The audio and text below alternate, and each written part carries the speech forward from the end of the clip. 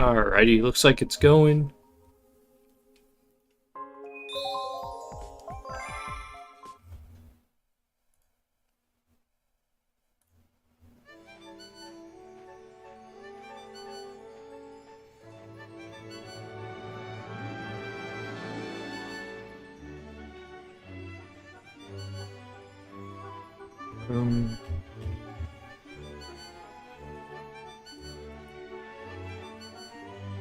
There we go. Alrighty. I'm hoping that that'll just work in the app again, but I know that's probably too good to be true if it does. There we go. So. Alrighty. I'm hoping that that'll just work in the app again, but the straps get sometimes I let probably good too good. Then if I don't put them on tightly, I'm not just fling these Joy-Cons to who knows where. Alrighty. I'm hoping that that'll just work in the app again. The straps get sometimes I let probably good too good. Then if I don't put them on tightly, I'm not just fling. Wait, how am I back to who knows where? High obstacle. I'm hoping that that'll just work in. How am I back to only a few? Straps get sometimes I let probably good too good. Then if I don't put them on tightly, I'm not just fling. Wait, how am I back to who knows where? It's nice to see that it's still not working. You're hearing two of me. That'll just work in. How am I back to? Is that better?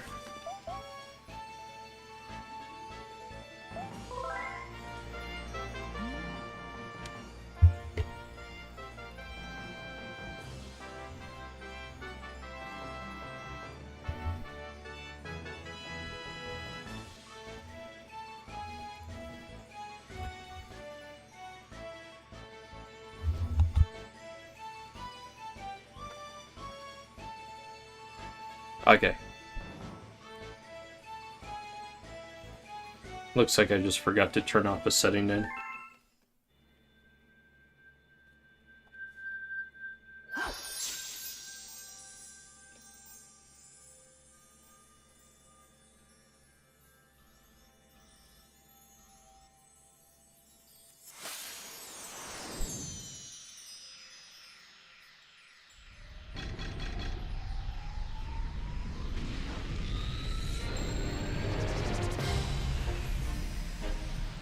Yeah, I had a feeling this was the comment.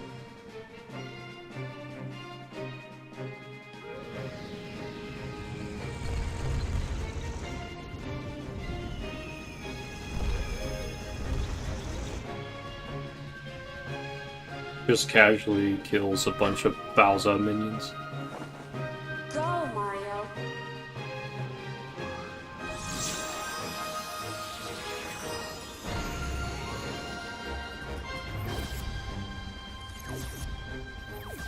Super Mario! Chris Pratt.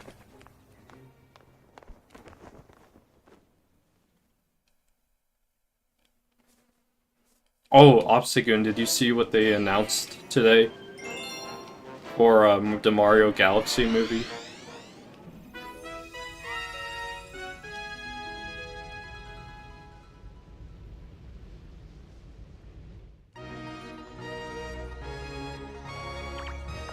Wait, what?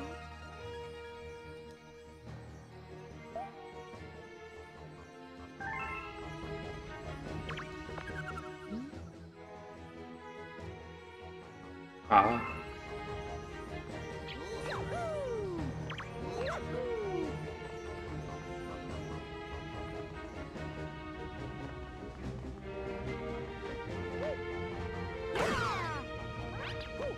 To be honest, I'm kind of a little weirded out about the whole Box McCloud being in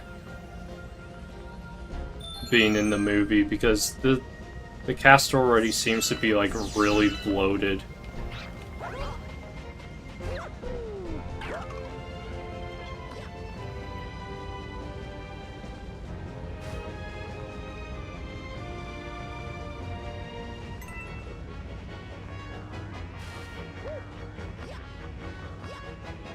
And it makes me wonder if the Mario Galaxy movie is supposed to be the movie that is supposed to connect all the Nintendo franchises together.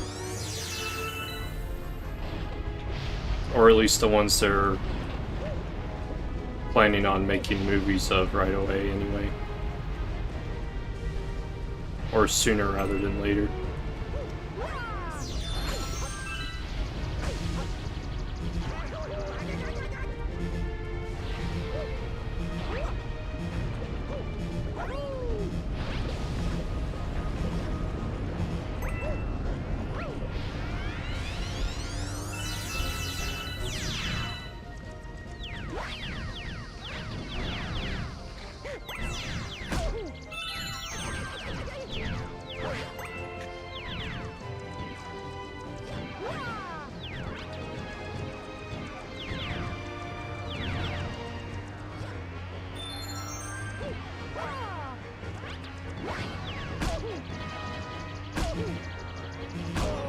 Wow.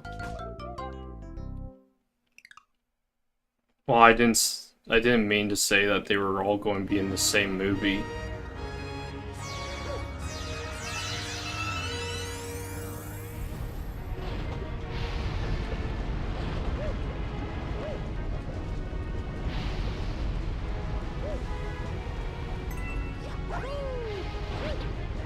Oh, come on.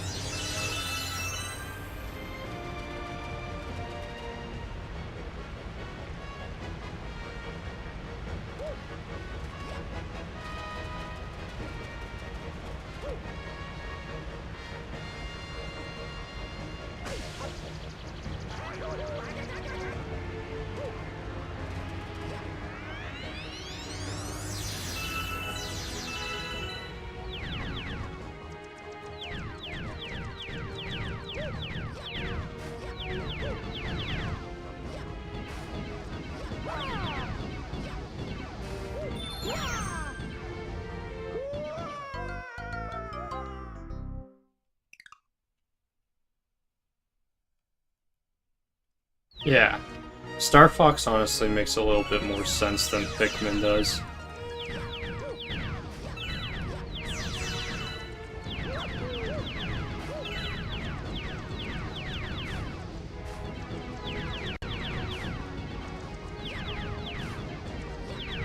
Oh, I see.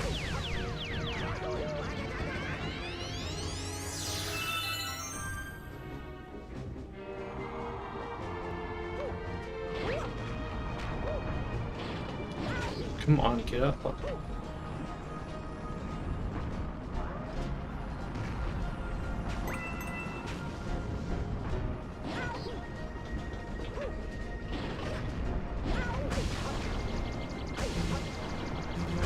Come on.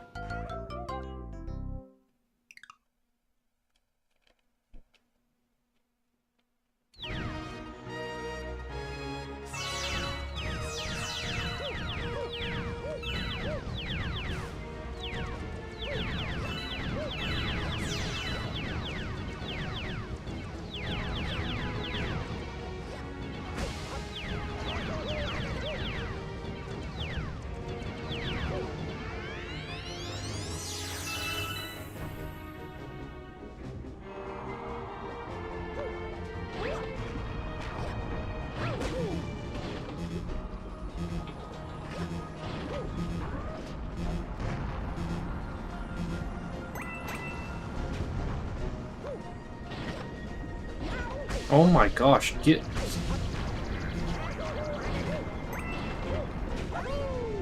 You gotta be kidding me.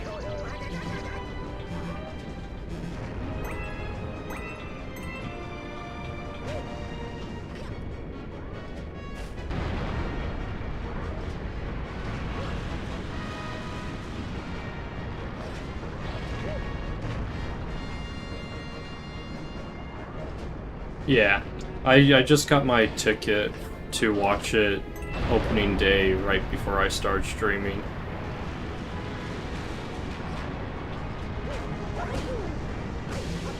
Come on, Mario.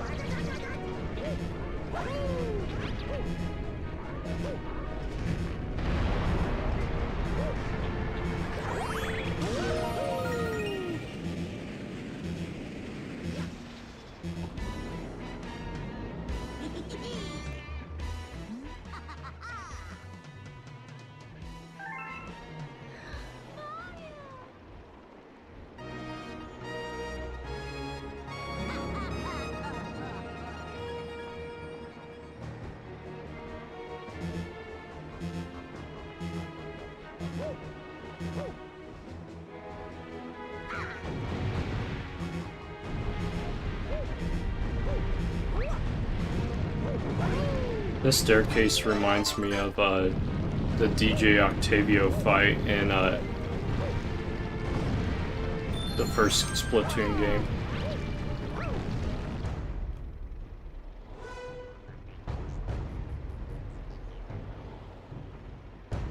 That's what I was expecting to, but for some reason... Give me a second.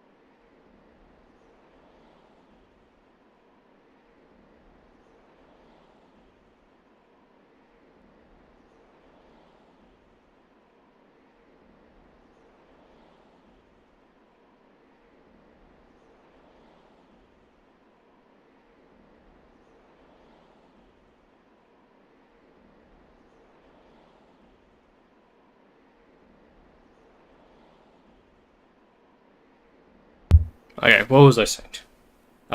Yeah, that's what I was expecting too, but I guess I'm just going early enough in the day that not very many people at all are or even looking at the tickets.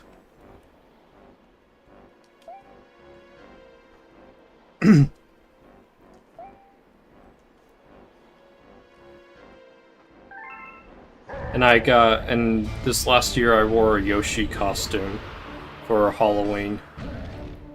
So the plan is to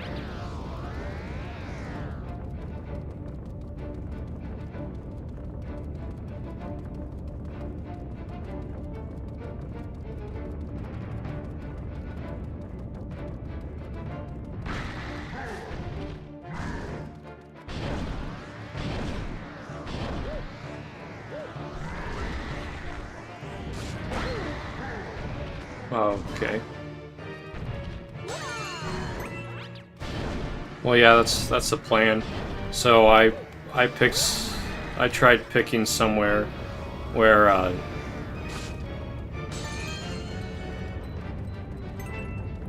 the hat wouldn't be in people's way.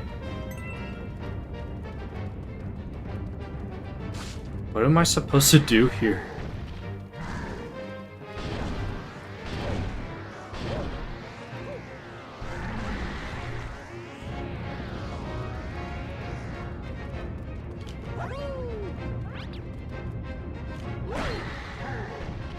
Well, that didn't do anything.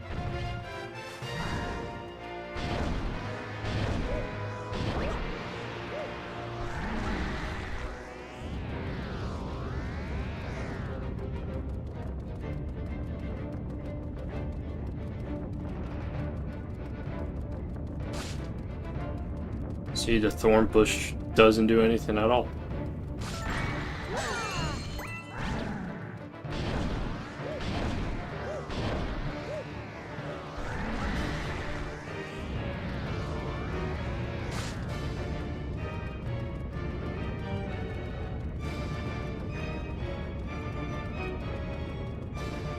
Seriously, what am I supposed to do? That didn't do anything either.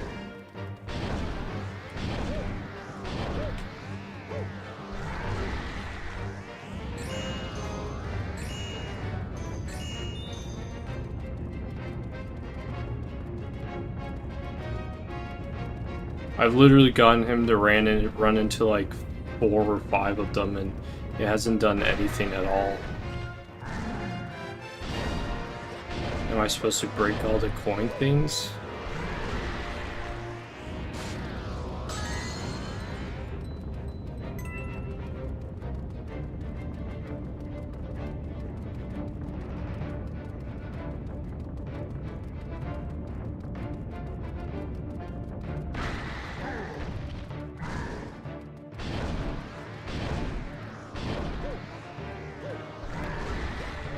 Alright, this is the last one.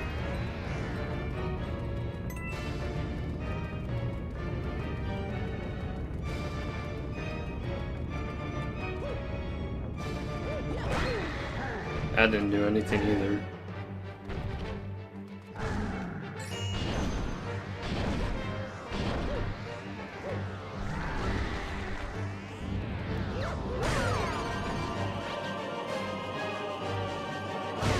Okay, so I jumped over it.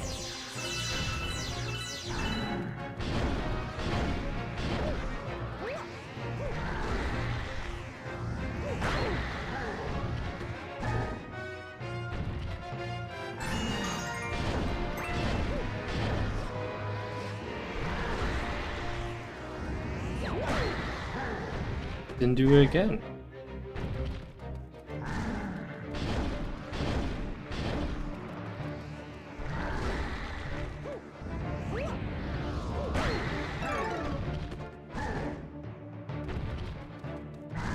Okay.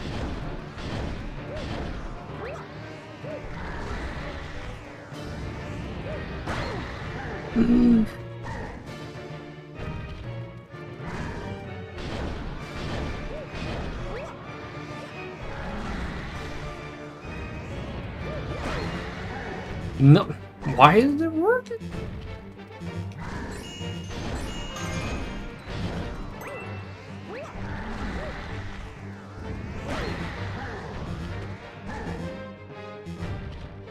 I don't know what to do.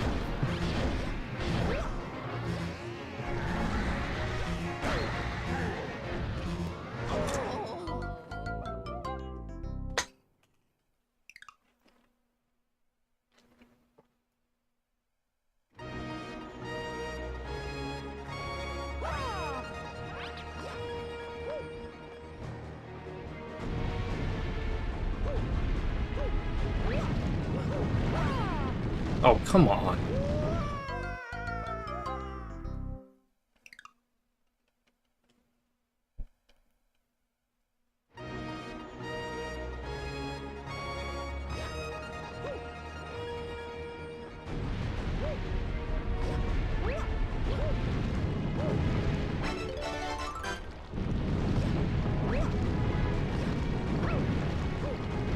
Stop losing all your momentum.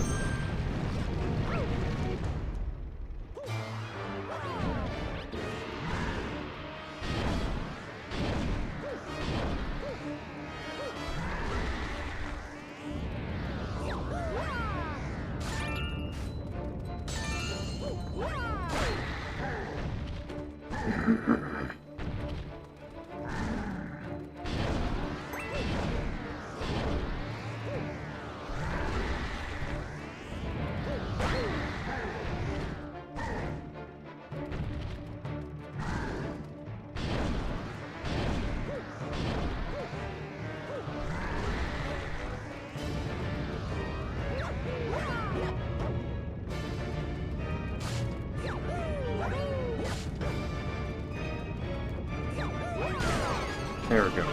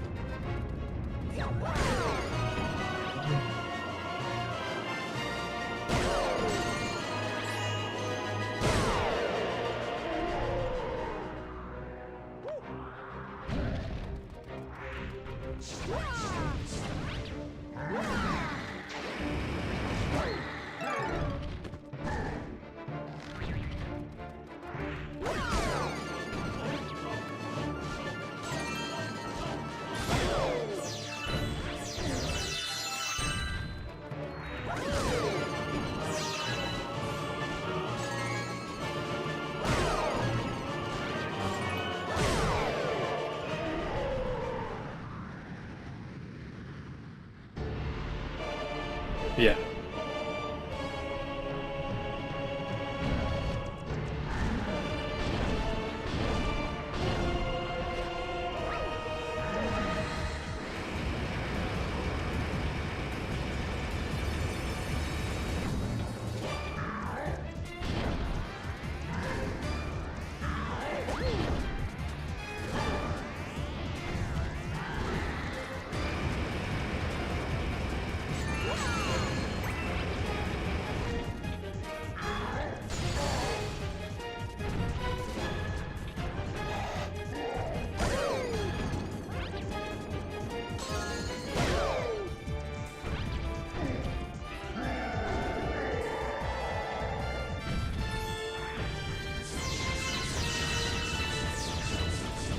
If I got past that bull crap, the rest of this has been pretty easy.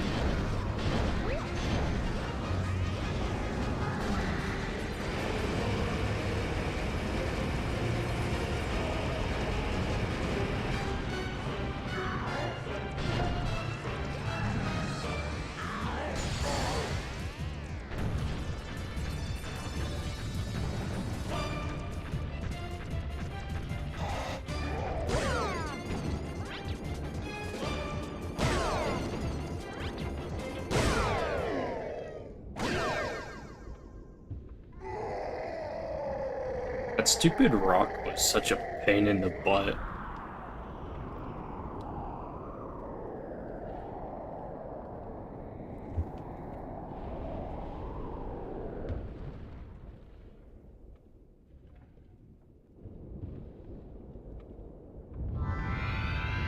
And Mario has absolutely no concern at all that he might have just absolutely murdered Bowser.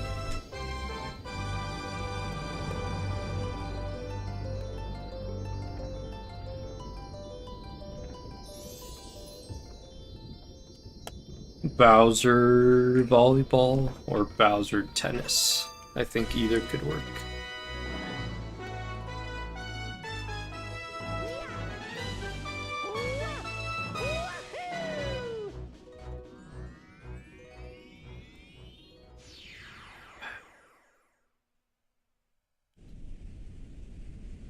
I'm glad I finally beat the story. Did Bowser Jr. just literally throw her off?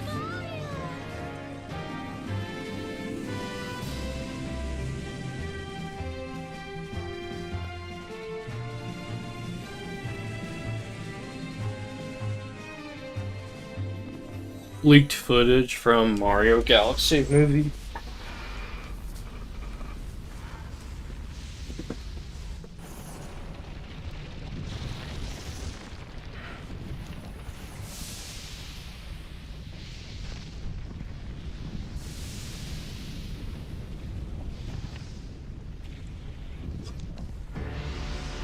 Oh.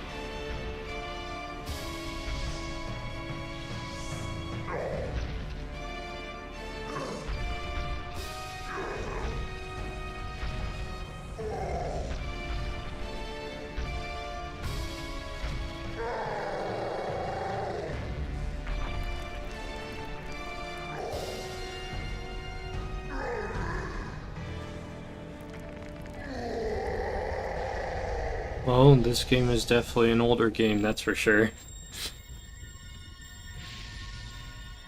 Yeah, now he's blowing up in a supernova.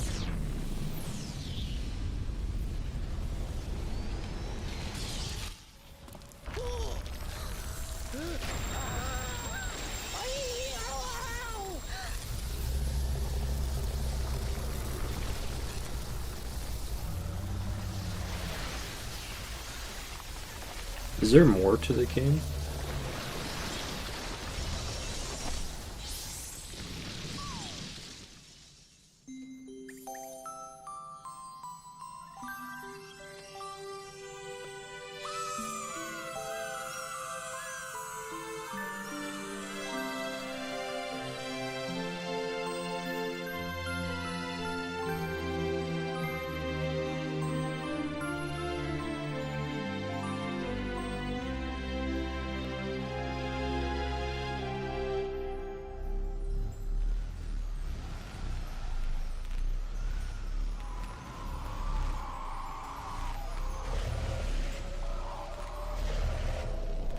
What, red and blue, like Kane from hit series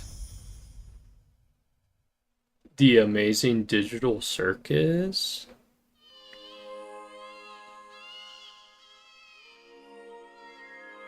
Why is Rosalina giant now?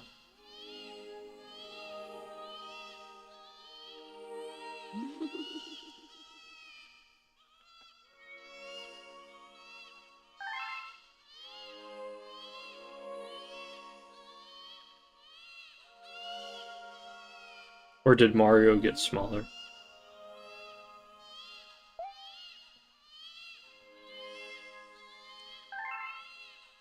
I don't think that's how it really works, Rosalina, but this is fiction, so who cares? So,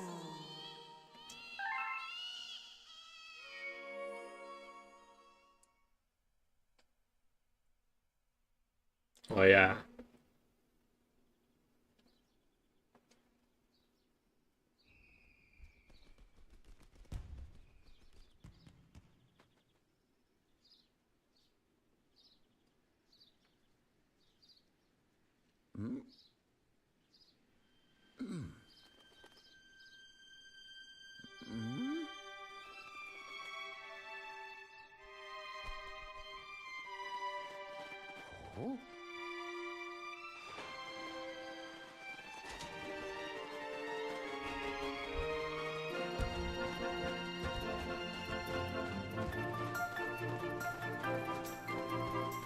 And they just casually have one of the... Oh, it's Bowser Jr.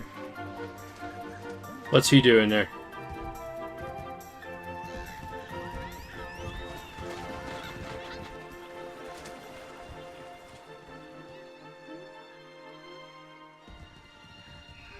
Oh. Turtle.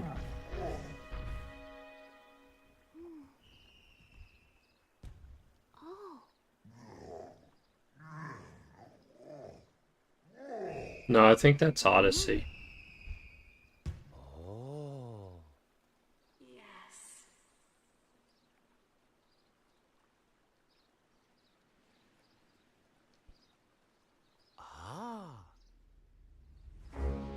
Welcome! Welcome, new galaxy!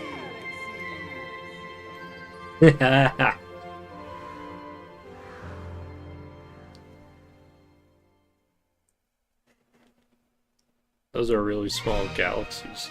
Anyway. Oh, it's the credits now. Is it skippable?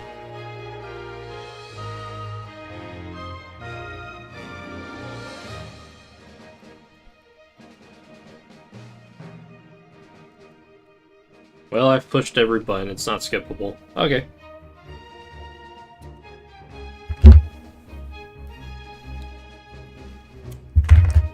Ugh. Oh gosh.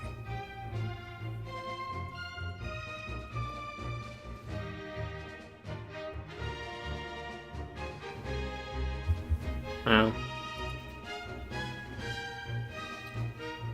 What to do now? Because that was only 30 minutes.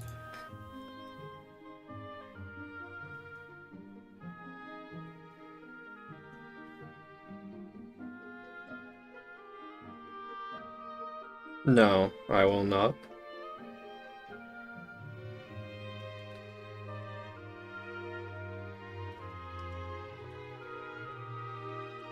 I mean, it would be a fun challenge. I mean, it wouldn't be fun, but it would definitely be a challenge.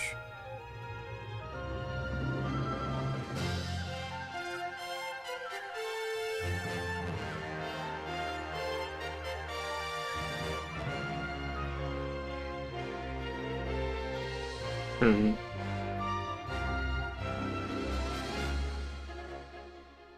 I don't know. I mean, all I did was just beat the main story.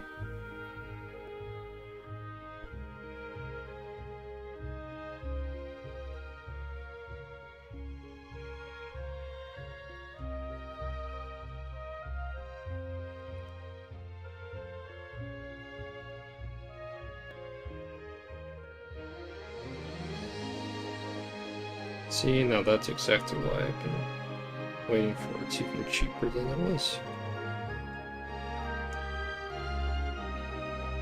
Oh yeah, so I finally watched K-pop Demon Hunters yesterday.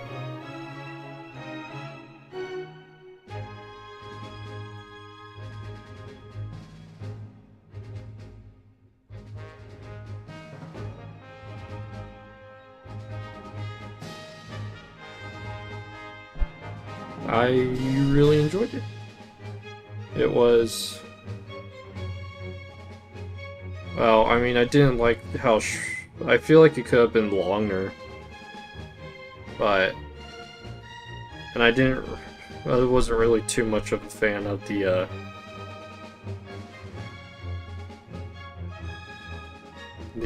voice for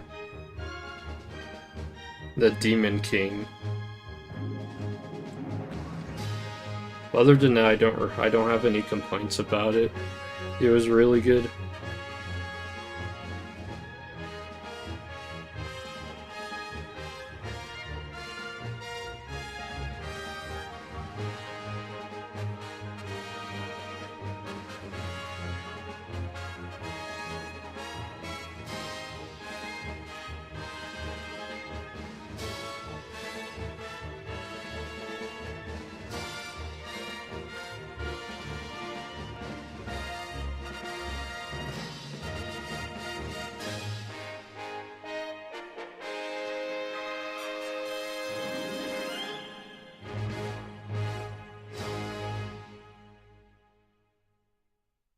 Thank you so much for playing my game.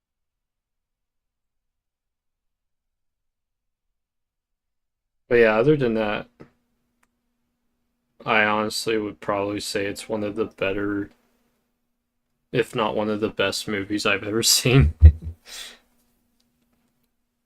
Can I skip yet?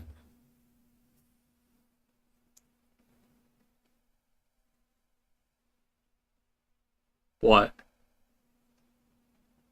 What took me months?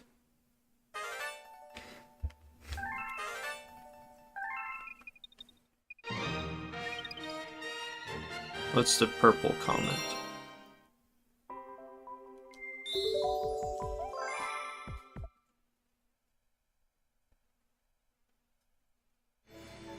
Oh.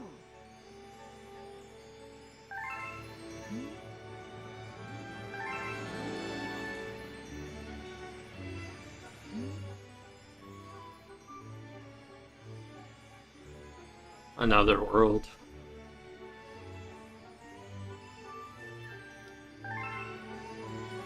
Is that supposed to be like one of those difficult challenges?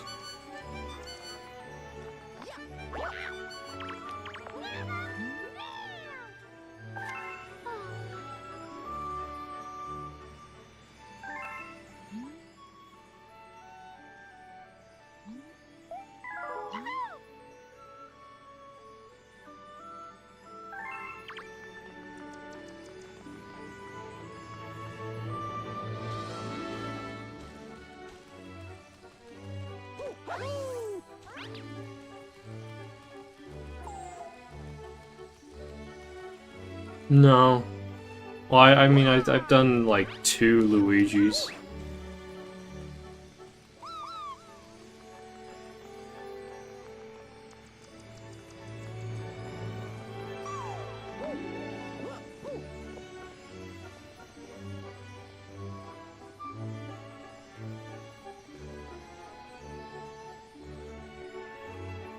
But, what was I thinking? I'm pretty sure that what it's talking about is like one of those like challenge run, the champion road kind of things.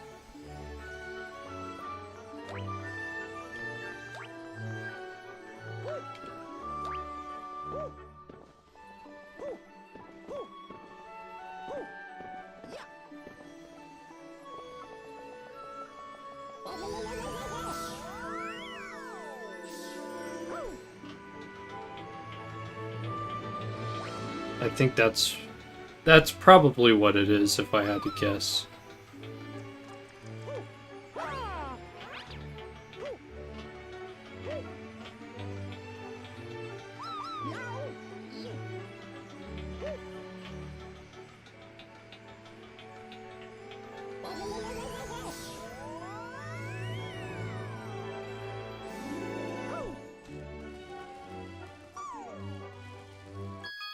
This is the gate to what? What's this?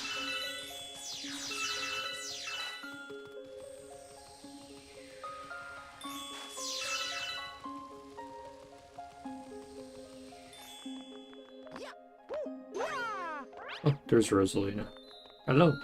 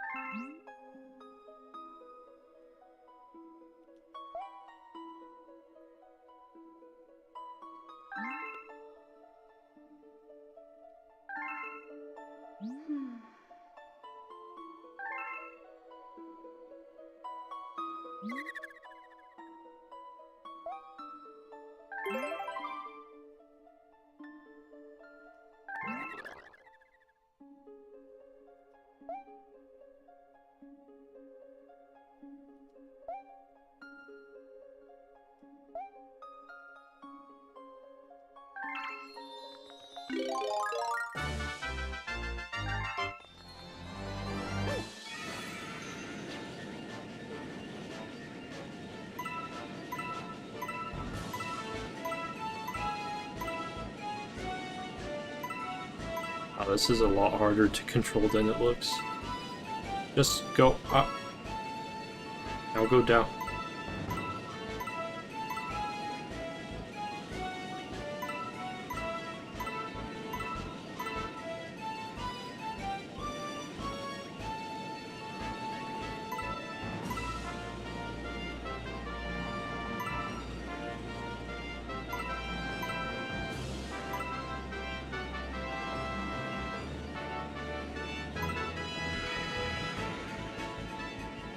Let me land.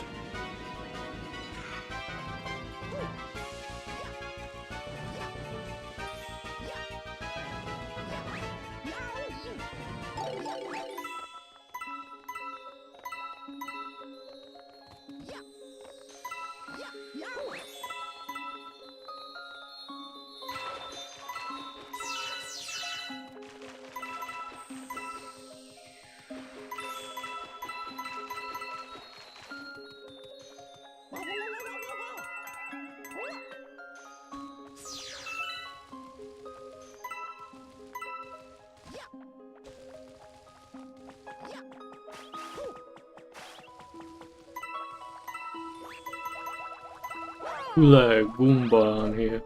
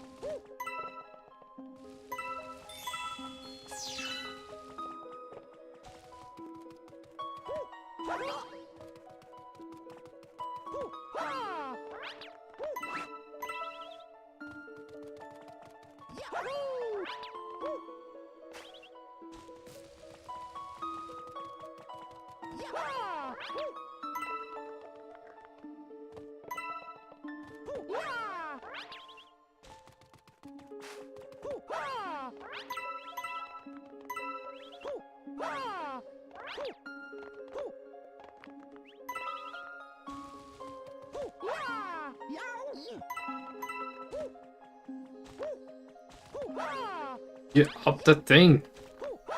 Oh my gosh.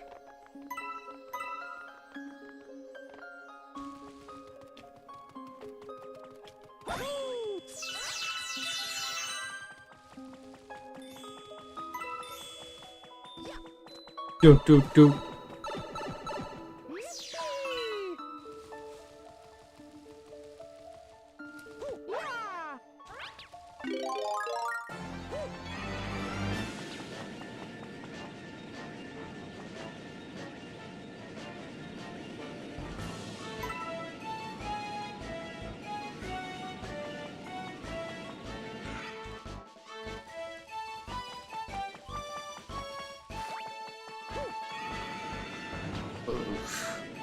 Man, this camera angle is actually just awful.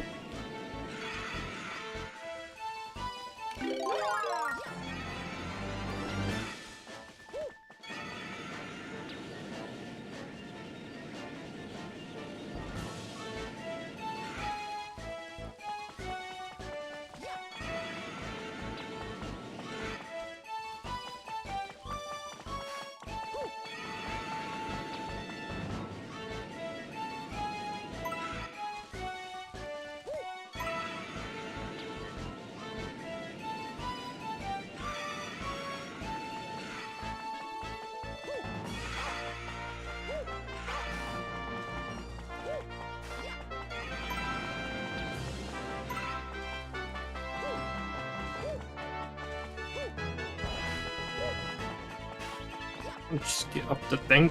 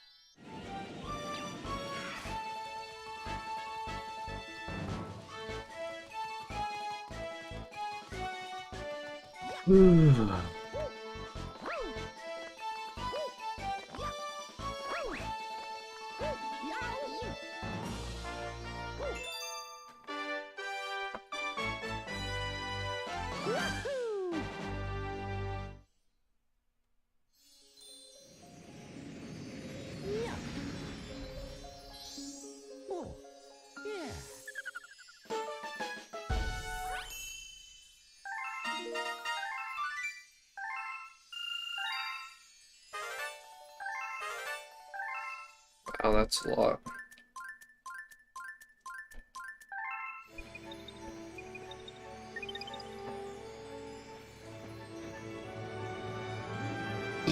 Oh gosh.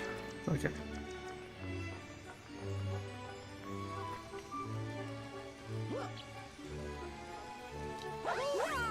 I wonder where I can get the Red Luma's thing anyway. If it's going to be available everywhere from now on, or what?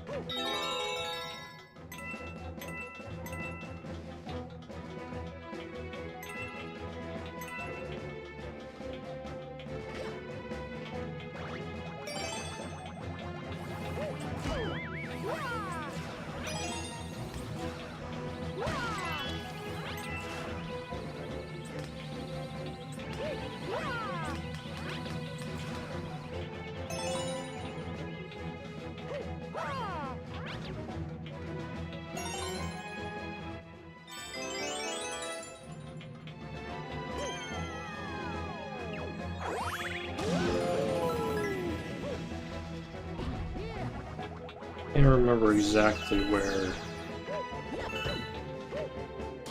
the game said Luigi is, but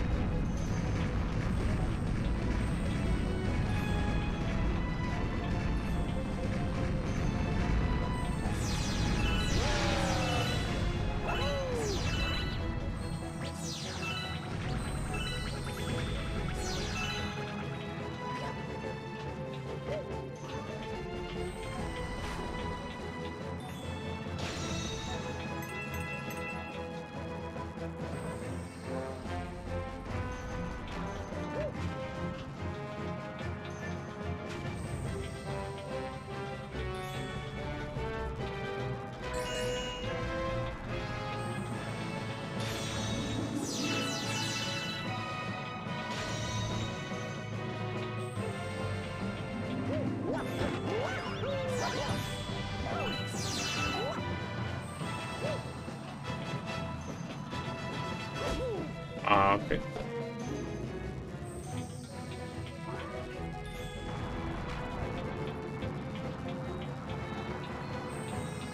Can I get off the thing, please?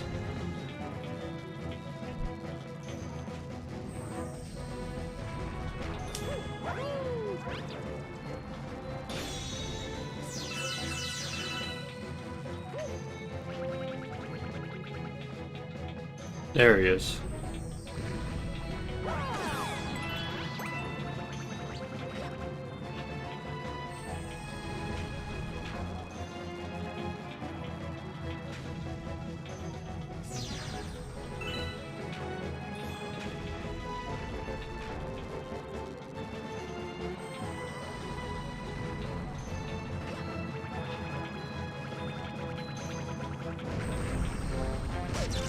Come on, why did it suddenly change the angle like that?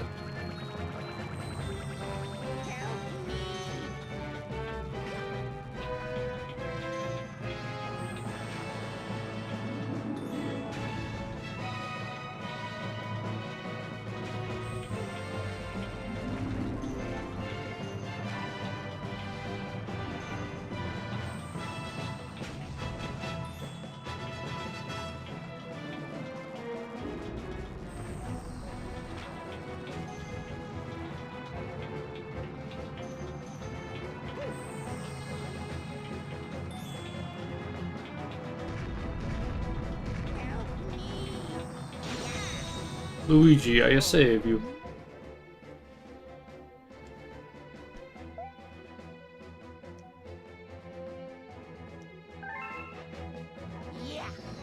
Oh, and it's a green one too. I need one more of those. No, it changes automatically.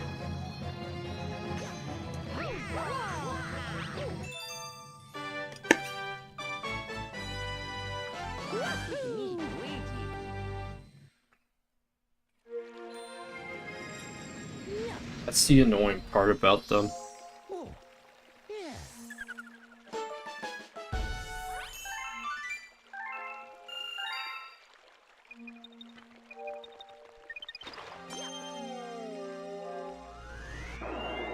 That one still doesn't have the crown next to it. How many stars are going to be added on this one then?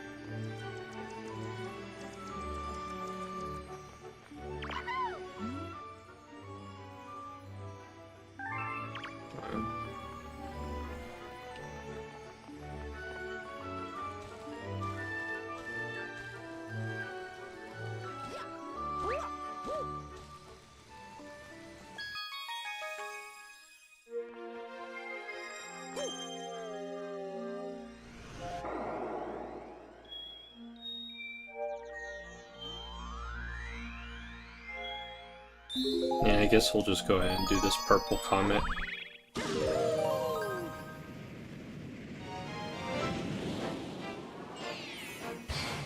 Yes, that's why I'm here.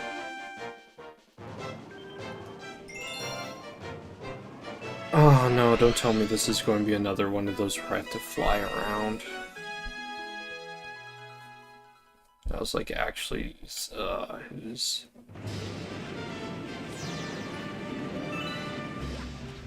Yes.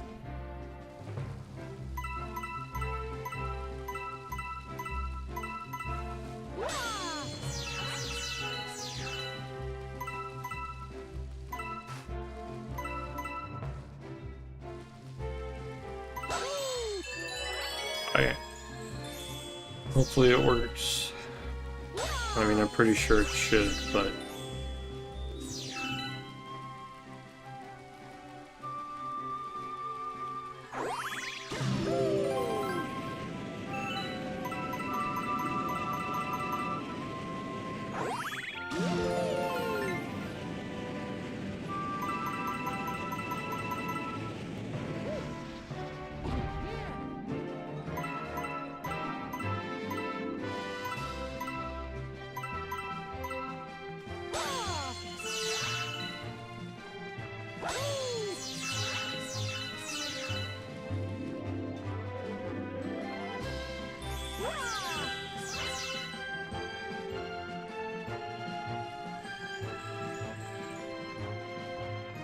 Looks like I got everything here.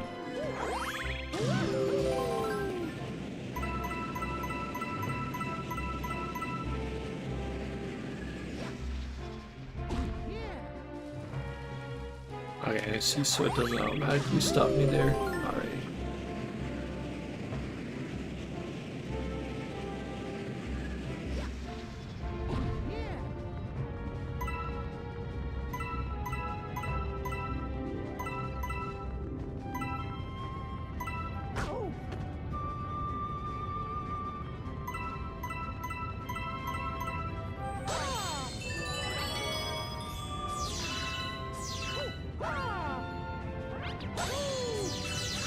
Yeah. I actually did.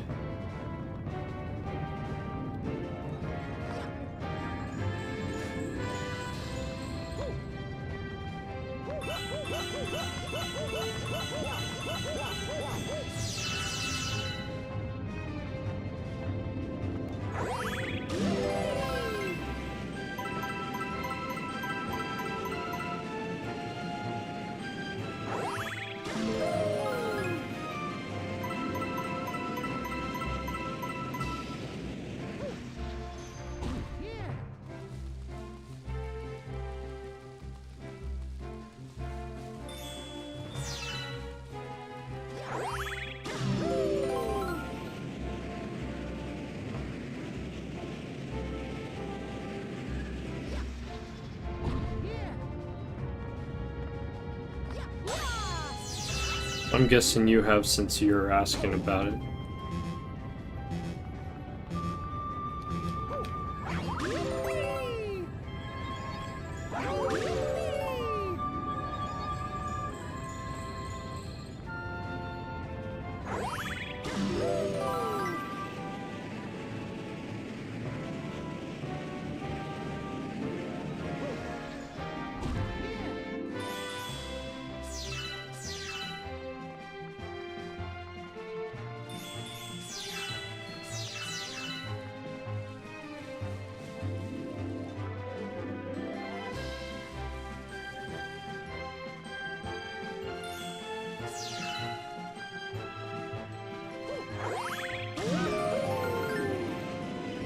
Hmm.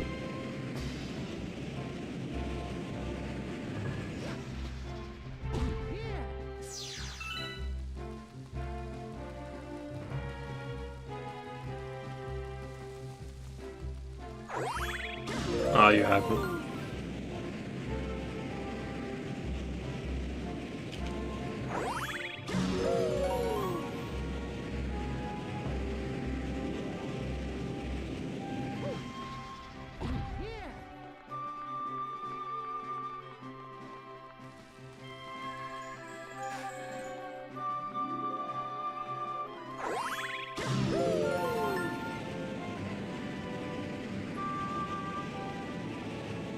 Is there another star on here? Just haven't seen.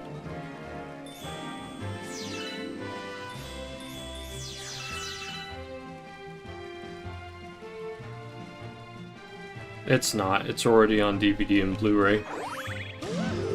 It should be on Disney Plus though.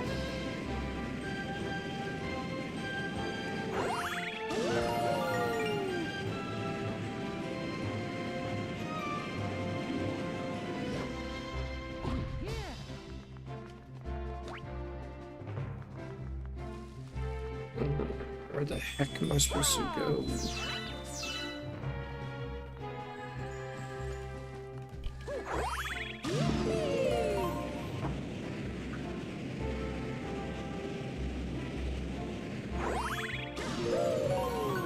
Oh, there we go.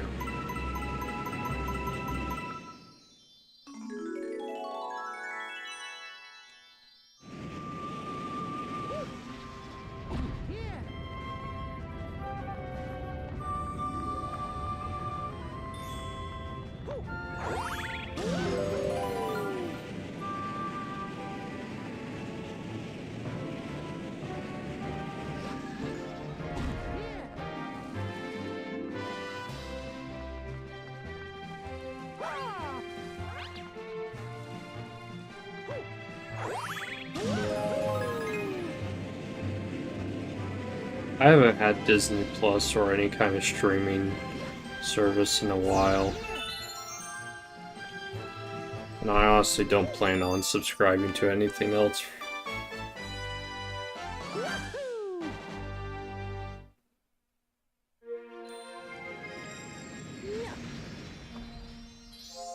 Oh, yeah.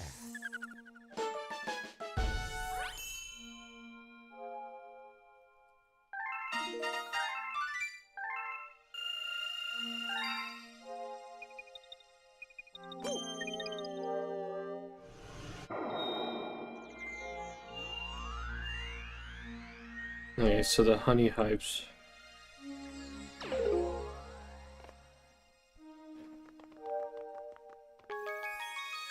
Like the mall closed, or like the store that was selling them closed?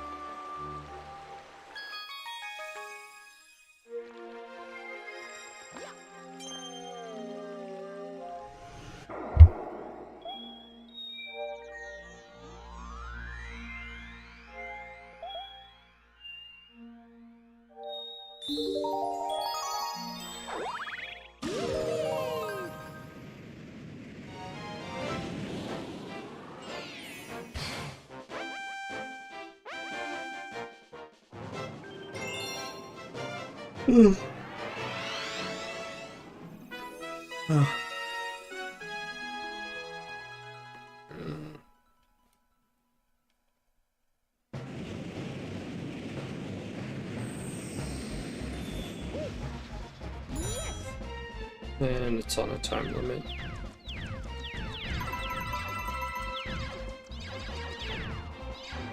Wow. it gives me a time limit, and then it does even, like, spawn everything. I see how it is.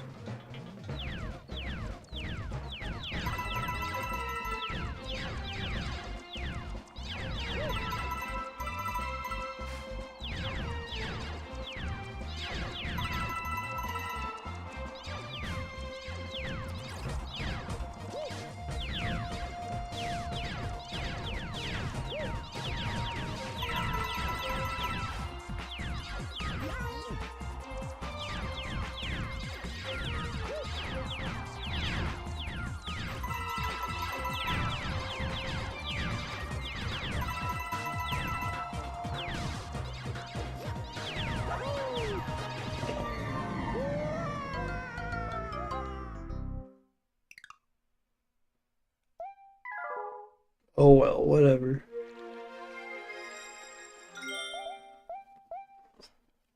Um,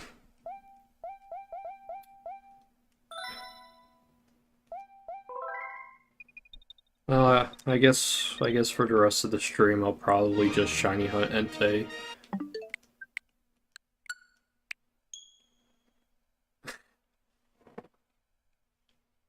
Is there a way for me to change the stream title?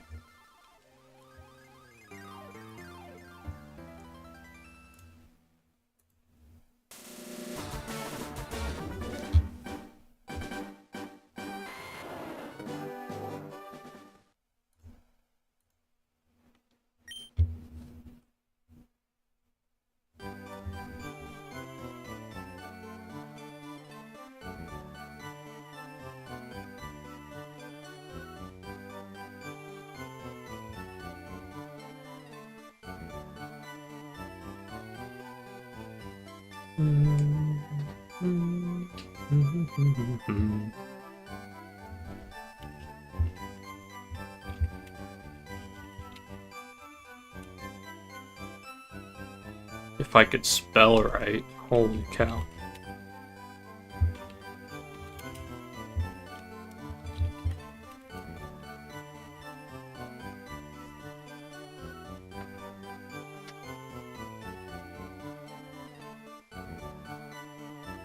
Alright, there we go.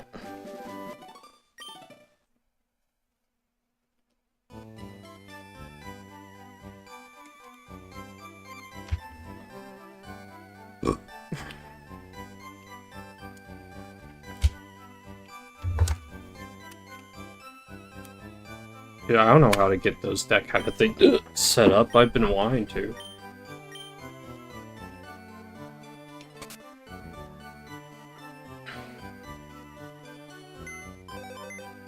And plus, I honestly don't know if I'm going to stream anymore after Raiders anyway.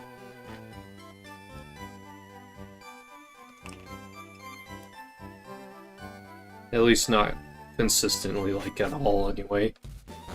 Might stream here and there, but...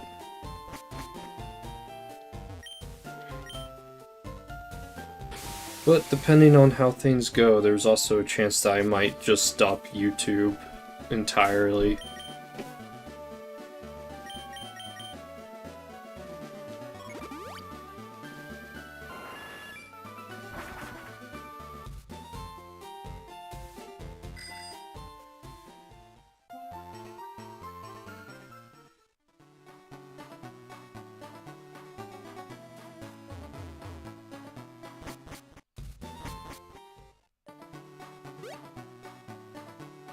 And it's not old, streamers still do that to this day as well.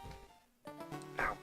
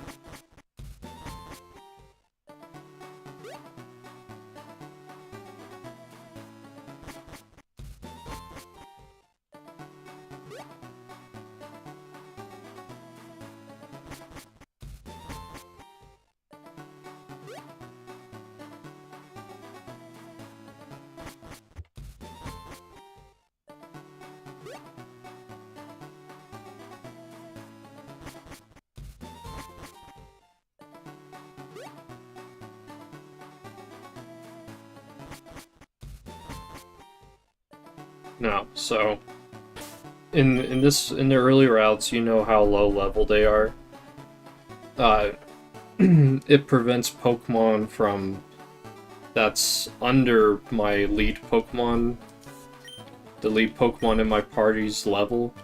So the only Pokemon that I can encounter on this route using repels will make it so it's only Entei that will appear when it's in the route. And I can't track it yet because I don't have its Pokedex thing entry. So I don't know if it's in the route or not until I check.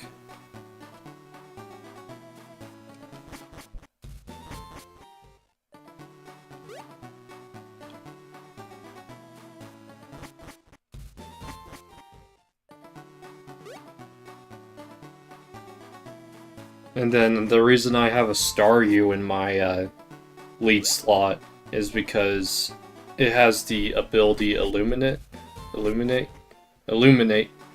which increases the opportunities for encounters. Which means if Entei is in the route, even though I'm going through the grass so fast, I'm still more likely to encounter it.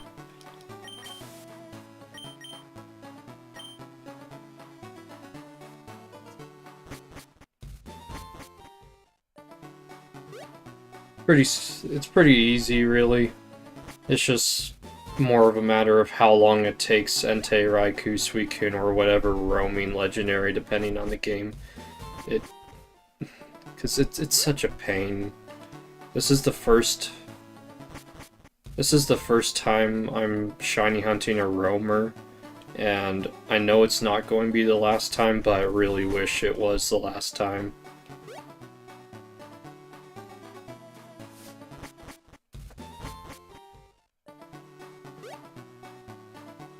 Oh, there we go. And not shiny.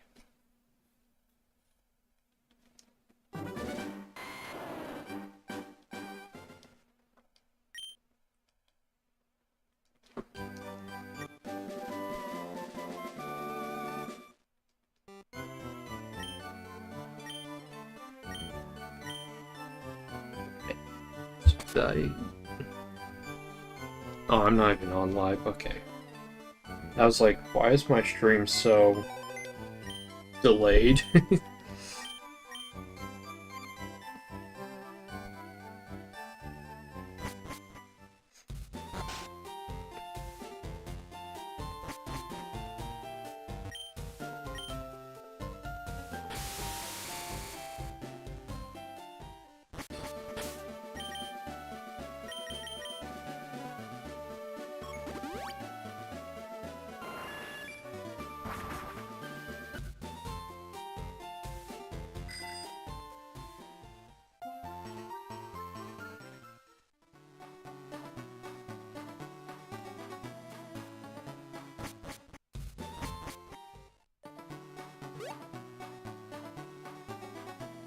But yeah, so the reason why I'm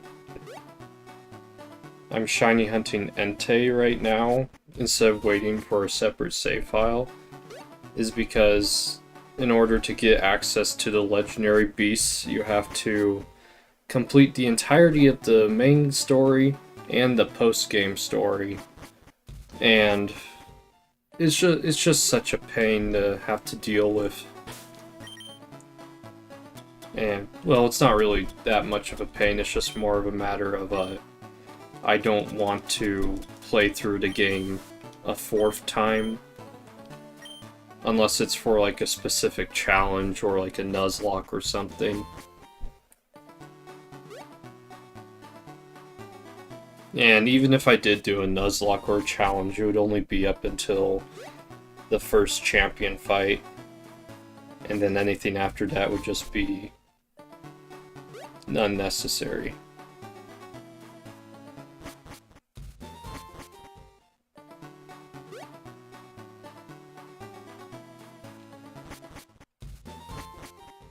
Yeah, this is pretty much what the rest of the stream is going to look like, is just Going back and forth in grass.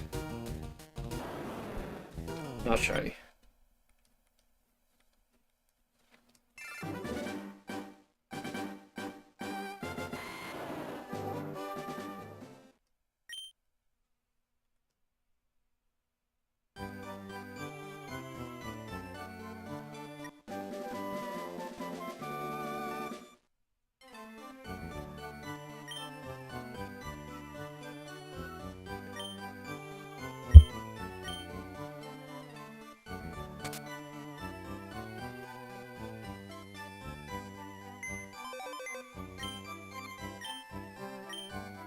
Because, like, Mewtwo's, or like any of the static legendaries, they're way easier to do encounters for, because you can just save in front of them. If they're not shiny, reset. Click on them again, and then you're already in the new battle. But with these roamers, well, you're watching how long it takes just to get back to the grass. So it's just...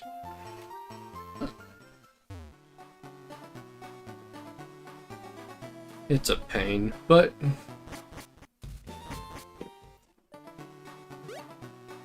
it would be nice to get a shiny Entei in this game.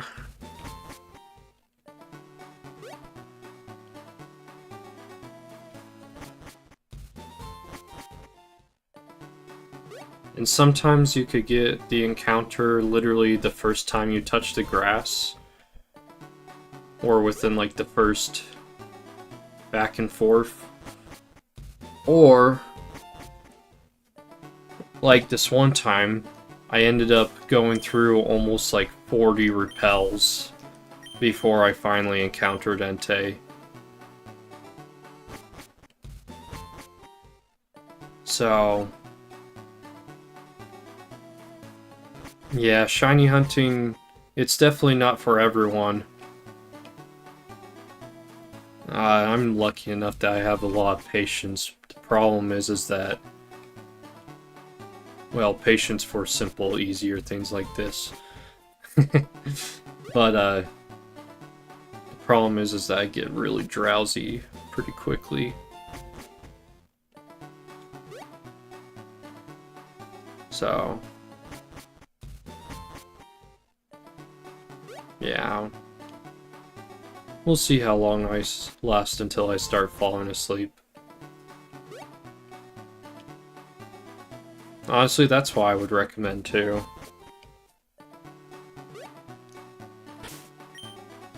But this is also why I don't think Game Freak should be shiny locking starters and legendaries, or at least legendaries anyway. Because if people want to waste their time shiny hunting a legendary, I think they should have that right to be able to do so. But instead, they keep shiny locking all these legendaries, and then you have to wait until all these stupid events happen, and then you're lucky if you even get one. Like with the Koraidon and Miraidon, I got really lucky that that the people in front of me just happened to only want one of them, and so one of them gave me theirs.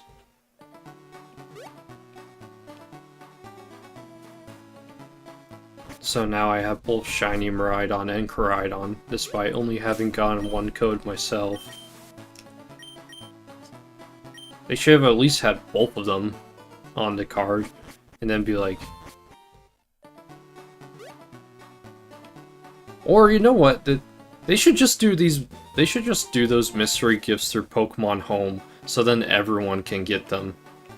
Like, oh hey, you've beaten the main story of Scarlet and Violet, and you've completed the Pokedex, all 3 of them. Here's a shiny Koraidon and Miraidon. That would be a lot cooler. But obviously that's not the world we live in, so not shiny. And then, of course, Europe and Japan, they get, like, unlimited codes for Koraidon and Miraidon. And then here in the States, I think the GameStop in my town, they said they only had, like, 50 total. And then, of course, it just happened to release on the same day as another Pokemon card set.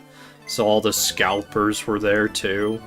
And they were getting codes to scalp as well. So that was just perfect.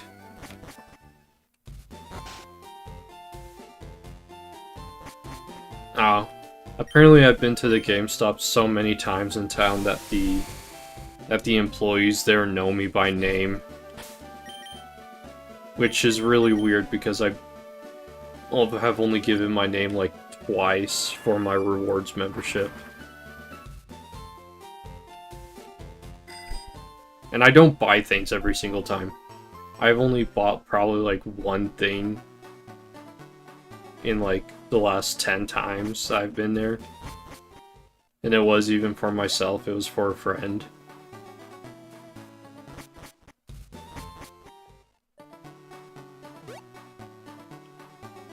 Because when I go, I usually just look at the used games. See if there's anything interesting.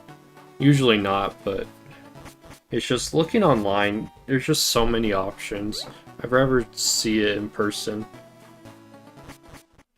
Well, that way I can also get the actual case for the game instead of that crappy pre-owned case that they have when people don't bring the case for the game.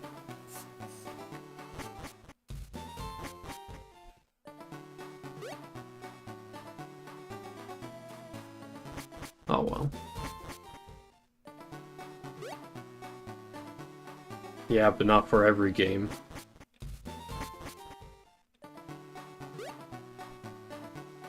Like, for example, back in not December, like October or something, I got 2 copies of Animal Crossing New Horizons. One for me and one for my brother's wife for Christmas. And they only had one actual case. And I'm usually the kind of guy who would prefer to have the actual case with my games.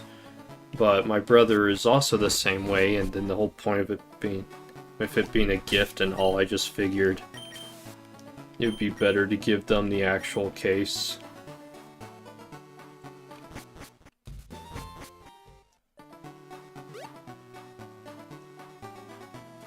Honestly though, Pokopia is way better than Animal Crossing.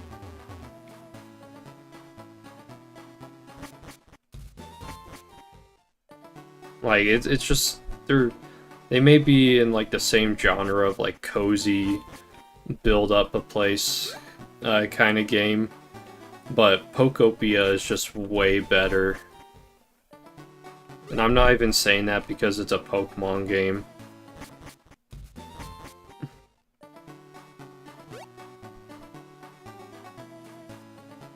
Because in Animal Crossing, I would play it for, I don't know, maybe 15, 30 minutes.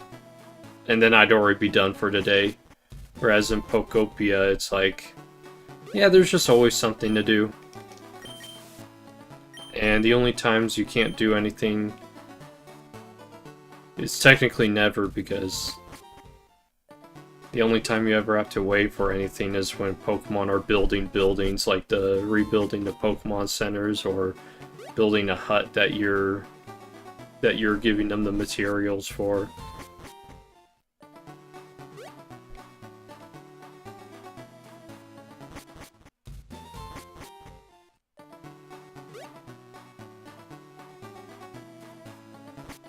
It did get a little frustrating though, because I just, for the life of me, could not figure out how to wake Moslax up.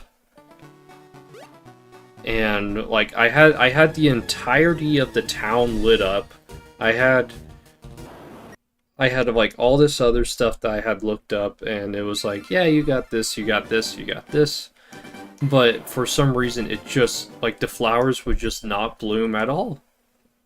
And Pikachu, it wouldn't spawn either.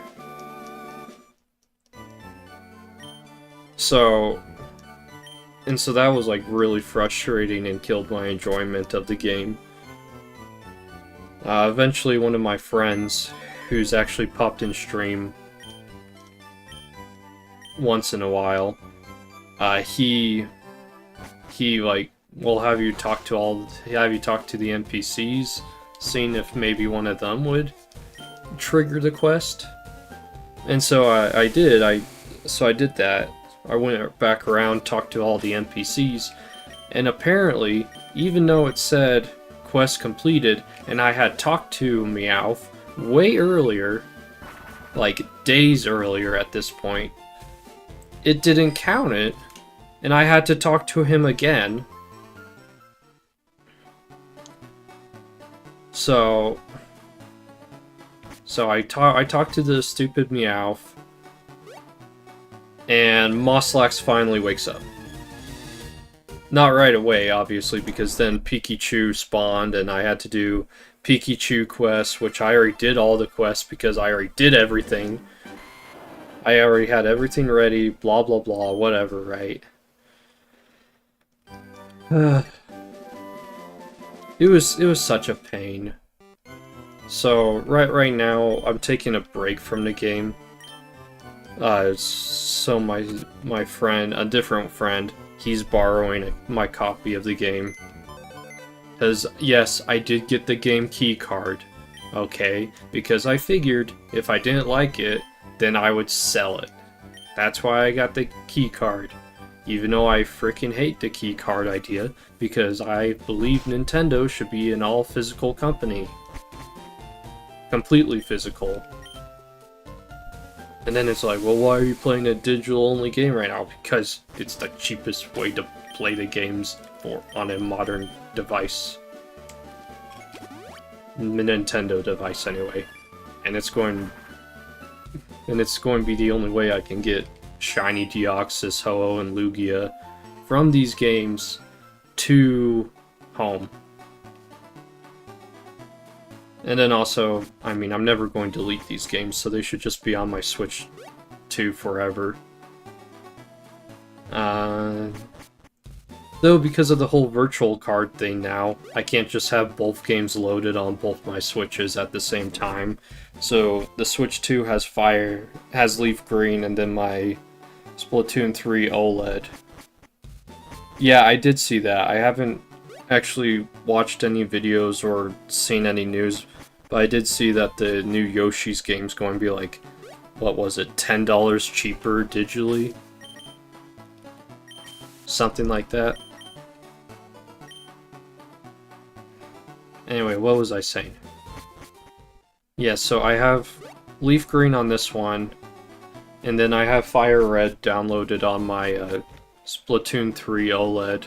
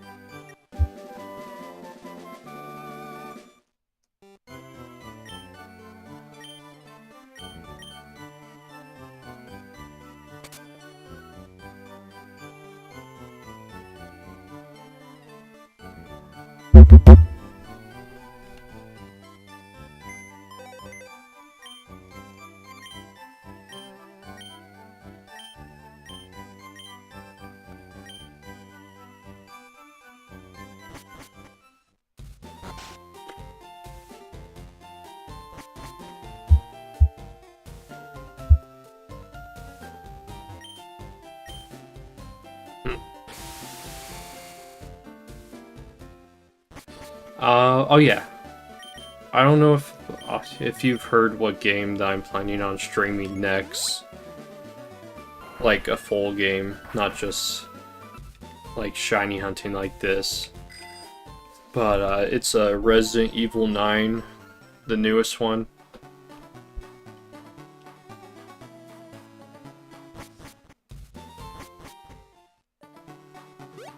I did get the physical copies of the Switch 2 editions, which, yes, they are. It is also a key card. Not really too happy about it, but honestly, at this point, I just... who cares anymore? It's just not... they're not going to stop. And companies aren't going to stop. Especially after the success of Pokopia and Final Fantasy VII Remake. Game key cards aren't going anywhere.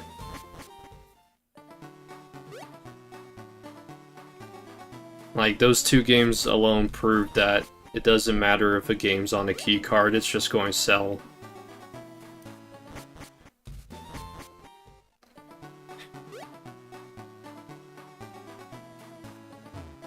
As long as it's a good game anyway.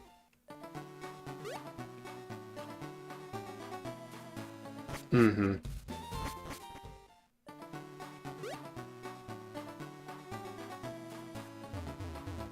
You want to see what?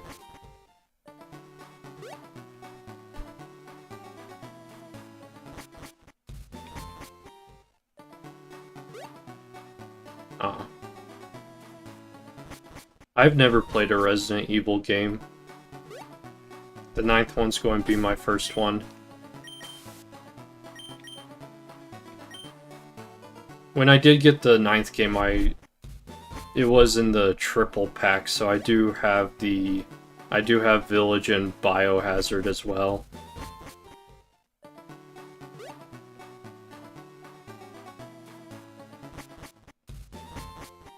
I don't know when for sure I'll start streaming it. Maybe tomorrow, maybe Monday. Maybe later next week. I don't know yet. But I mean, you're pretty consistent with actually showing up for the streams, so I guess you'll be here for that anyway.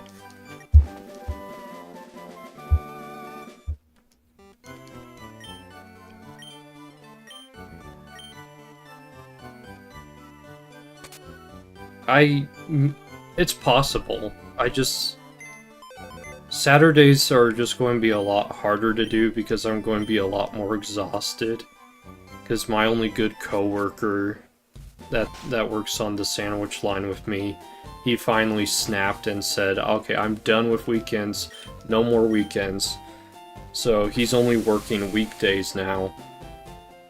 So I only have not as good coworkers who just drag me down and slow me down. So it's going to be a lot more frustrating, I'm going to be a lot more tired. And then Sunday, I'm just trying to do a lot better of a job of just using that day as a rest day. Because I really need it.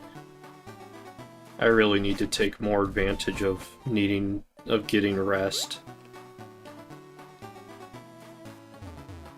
I was honestly wondering if I was even going to have the energy to stream today, but the Mario Galaxy stuff went a lot faster than I thought it would. I mean, I guess it was just the final level, but...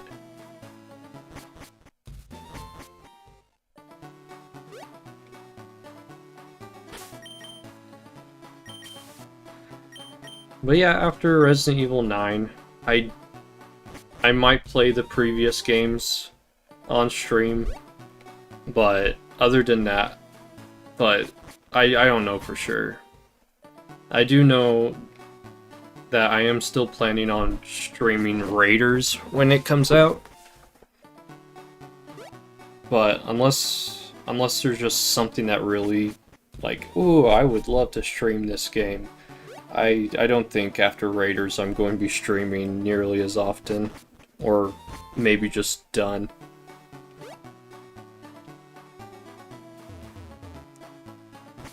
Well, like I said, I would just go back and play. I'm pretty sure the Switch 2 editions come with all the DLC that's already out. Because I know 9 is supposed to have DLC at some point.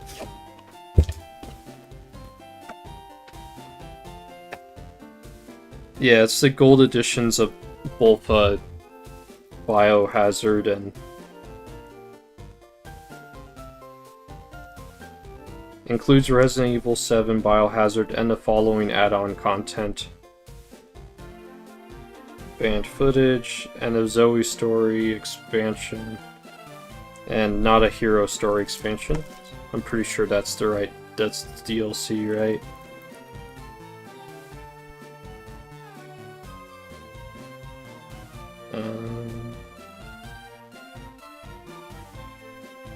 Why is there so much Spanish on these things? At this point, we'd be lucky if we even get Raiders by Christmas. I mean, I highly doubt it would take that long for them to finally release them, but it kind of annoys me that they... I don't know, I've never played the game before.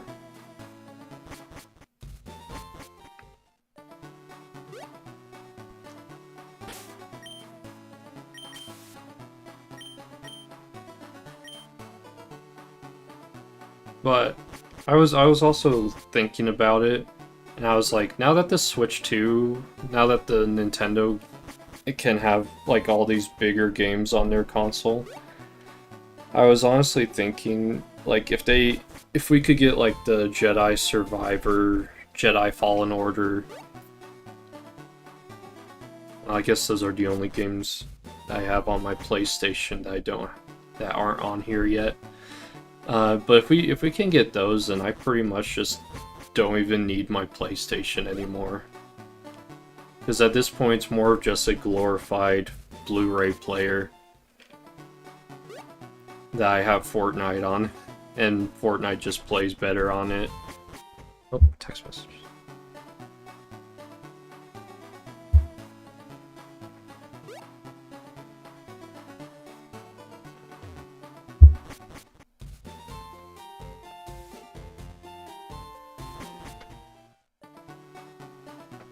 No.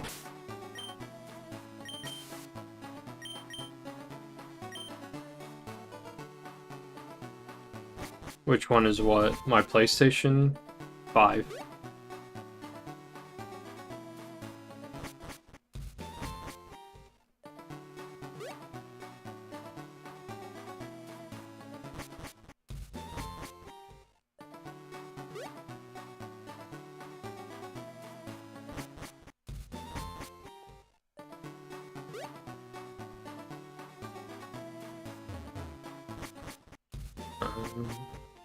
What else? I was thinking of getting all the Sonic games on a Switch, but then I was looking at the catalog that I have, or that's like more modern games, and it's like, honestly, the only actual like good ones of this is the Sonic X Shadow Generations. Yeah, that's what I was just saying. Because, like, Final Fantasy VII Remake Trilogy isn't exclusive to PlayStation anymore. Oh, and Spider-Man, the Spider-Man games. I wouldn't be surprised if... Because, they're on Steam now, right? Let me check. Yeah, the Spider-Man games are on Steam now. So there's a possibility they could come to the Switch 2. So overall, I think going forward, having a PC, having Steam on my PC, and having my Switch 2 is honestly just going to be enough.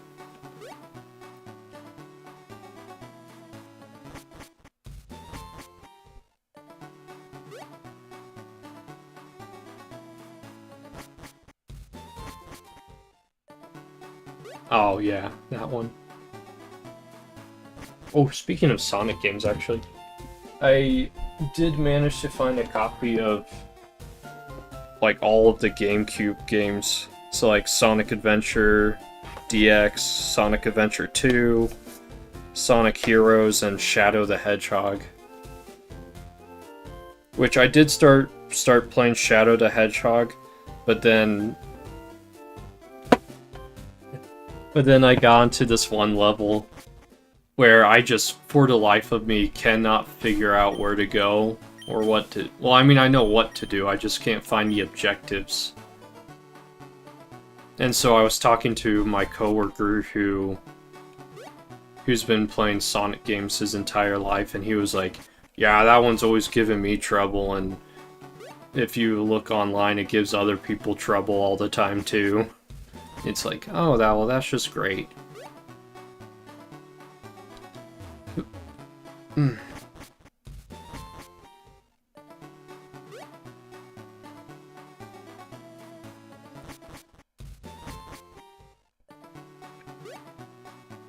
And also, in case you're wondering, I am not going to be upgrading my Nintendo Online subscription just to play Colosseum and Gale of Darkness. It's not happening.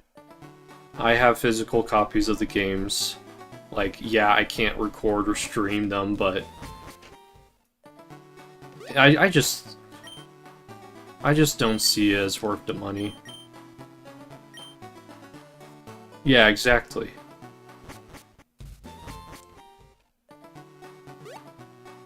I can't remember the exact number for how many endings there are, but it's a lot. There's so many, and if I can't even get through one playthrough because I'm stuck on one, it's kind of like I don't know if I actually want to try to get all the endings like I originally thought I would. I mean, there probably is a way. It's just with the stuff I have, it just is not working. Like, I've tried, and just nothing's working at all for me.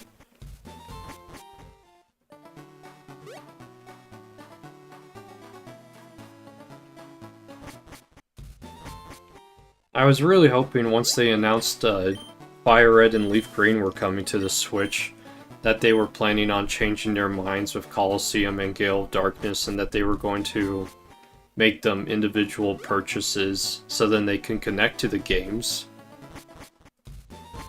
But I guess there's no point in doing that if you can just catch Lugia and Ho-Oh with the events, so... Because the whole point of Colosseum and Gale of Darkness was to make it so you could get Johto Pokemon like Lugia and Ho-Oh and the starters in Fire Red, Leaf Green, Ruby, Sapphire, and Emerald, because you couldn't connect Generation 2 to Generation 3.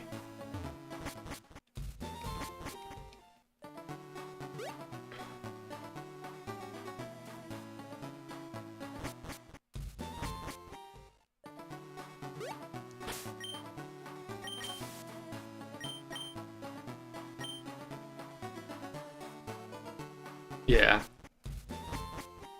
And then the whole reason why you can't, I mean, you can't, but one of the reasons I've heard people mention why Fire Red and Leaf Green were made individual purchases instead of online subscription is because using state saves, you could technically, like, cheat the game and get, like, unlimited legendaries or shinies or something like that. I'm not entirely sure, but that's just what I've heard. Well, I mean, I'm not complaining. These have always been some of my favorite Pokemon games, and in my opinion, Fire Red and Leaf Green is the best way to experience Kanto because of the Sevi Islands, and then also with them now including the event Pokemon like Deoxys, Ho-Oh, and Lugia, it just makes... It's like the $20 is worth it. Like, yeah, they probably could have made it like $10, $15 instead. But, like... But, I mean, if you want to get a physical copy of the game, like, you better have at least $100+. So, and yeah, and like, who has that kind of money anymore? I got mine for cheaper, by the way. I got them for like between 40 to 70. So I don't see $20 for each game being too big of a problem.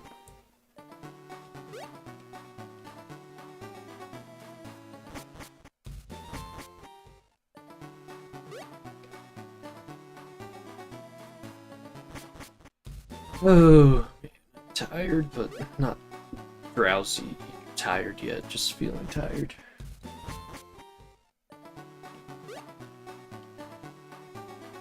Yeah, and apparently the Deoxys one was so very specific to a very specific place at a very specific time that not too many people actually got a hold of the event.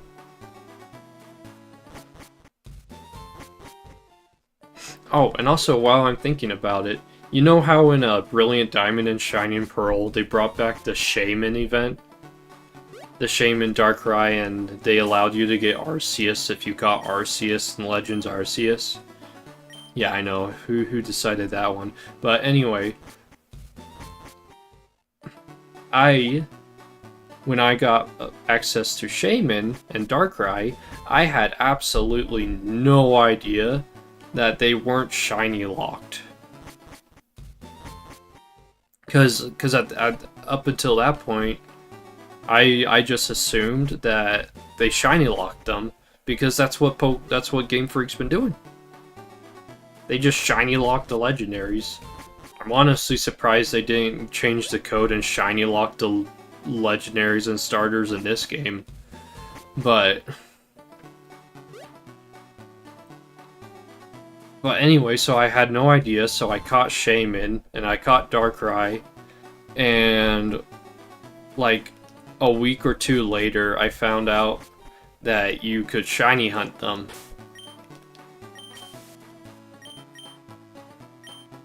I was so frustrated.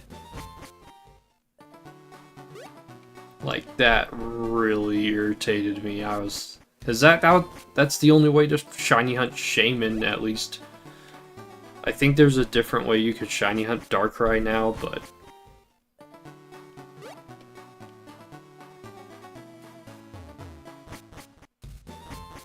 yeah. Honestly, Brilliant Diamond and Shiny Pearl is just like slightly upgraded Diamond and Pearl. Like, it has the fairy typing, the health bars move faster, but other than that, it's just the same crappy game that it was. Like, it had a good story, it had good Pokemon, but it just had a lot of issues that Platinum fixed. So it would have been a lot better if they had, you know, actually remade the games instead of remastering the games.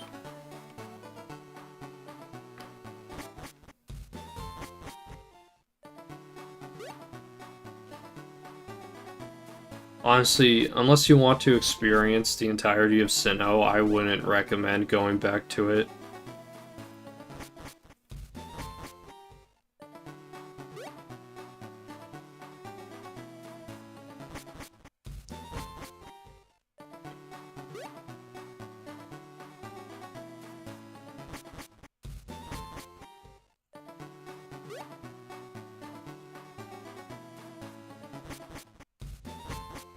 Well, did you ever see anything from the Terra leak?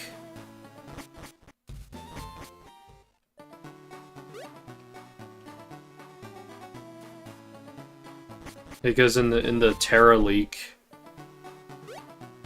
they specifically state that the black and white remakes, when they happen, would be made with a lot more care and love put into them.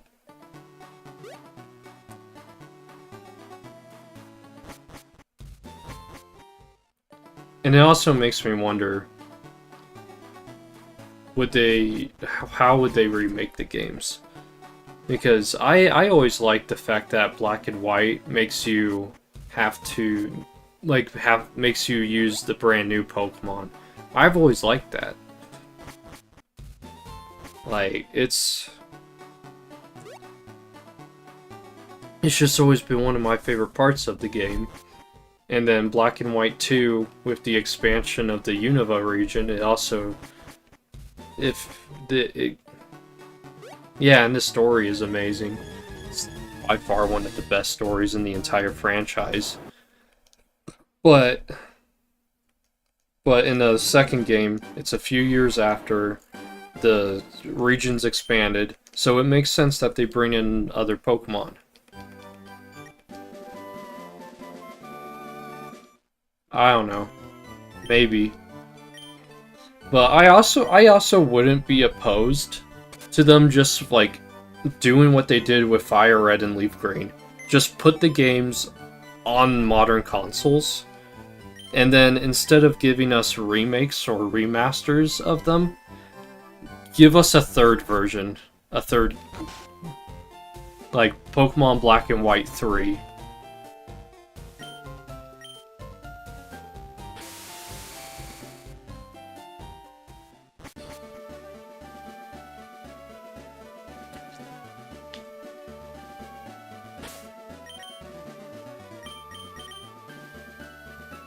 But at the same time, I would also...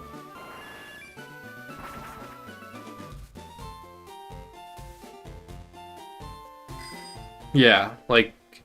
Because I honestly haven't played Black 2 or White 2 in so long.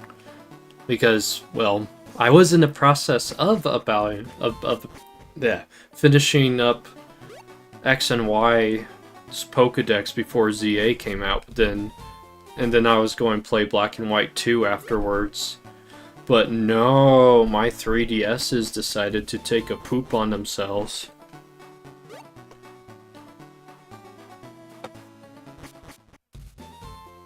So...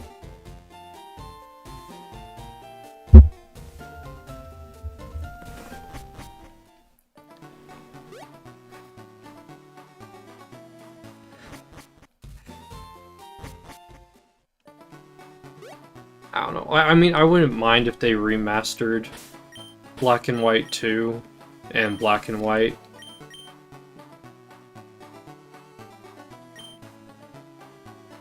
Pretty much. But I do with... Because like, one of the big reasons as to why Brilliant Diamond and Shining Pearl was so not liked was because they they remastered the crappier versions of the game. Yeah, but the buttons don't work very well on my DSIs.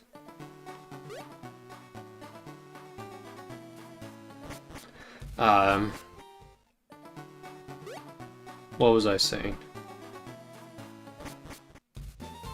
Yeah, so they remastered the crappier versions of Sinnoh, because everyone would rather have a remaster of Pokemon Platinum version.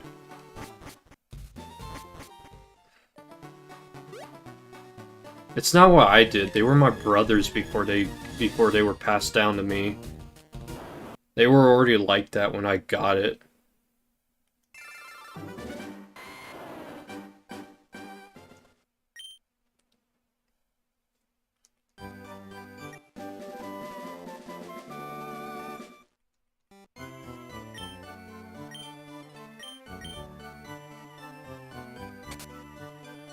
And then my 3DSs, I don't even know what happened to them. I think something happened to the charger port, because I've tried changing the batteries and that didn't work. So I'm pretty sure it's the charger port at this point. and I went to a local repair place, and they think that, or they're guessing the price would be $100 each, just to like get the part, and then additional costs to get for someone to come in and actually repair it, because apparently no one on their actual team knows how to change a charger port.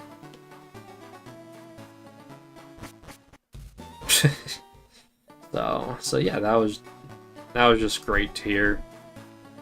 My older brother says he could probably do it, but he literally lives on the other side of the country. So it's just more of a matter of, would it be worth it?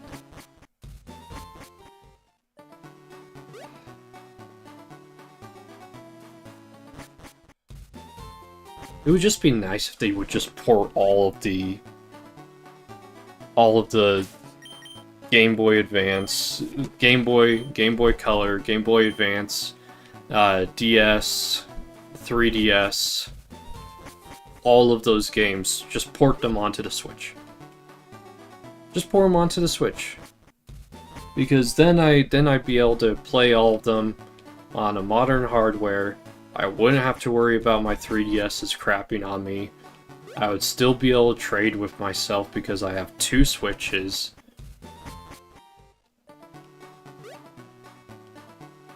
But whatever, right? Like, who cares?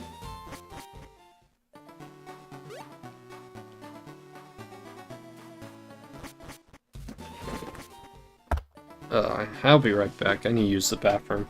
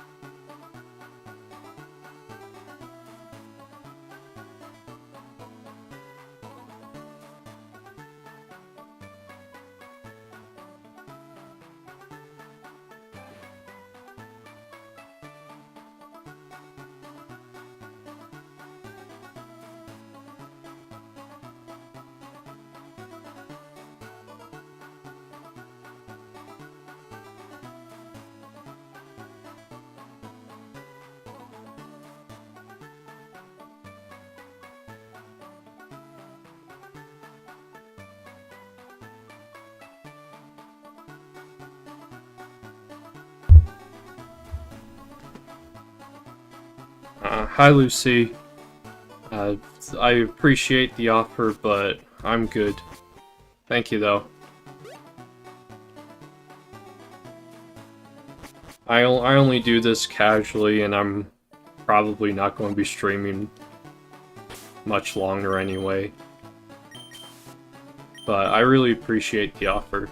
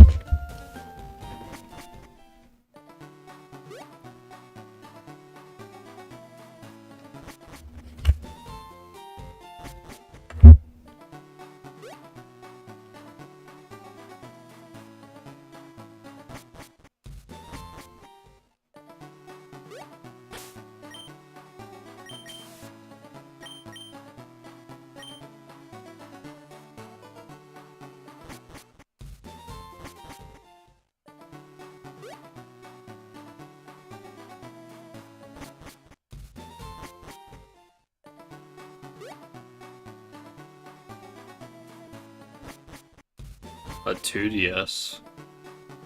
How does that even happen? It doesn't even have any hinges. I mean, I guess if you push the buttons too hard, you could break those. How did he break it?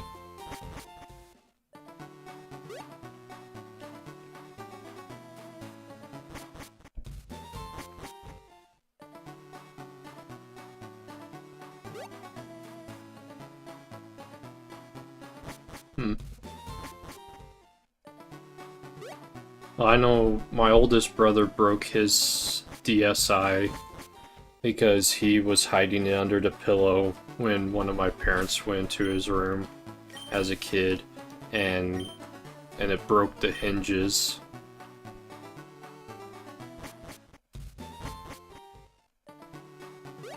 Oh, one of those. I know what color variations you're talking about.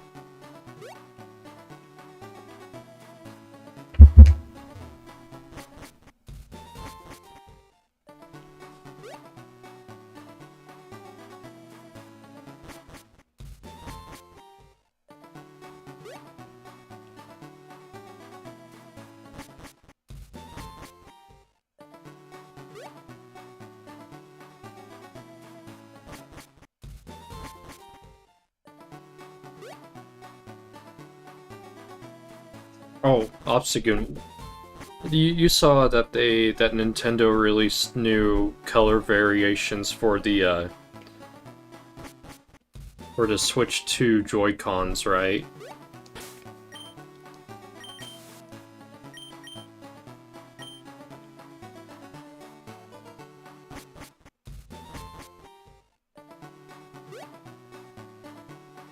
Either that or he put it somewhere and just can't find it.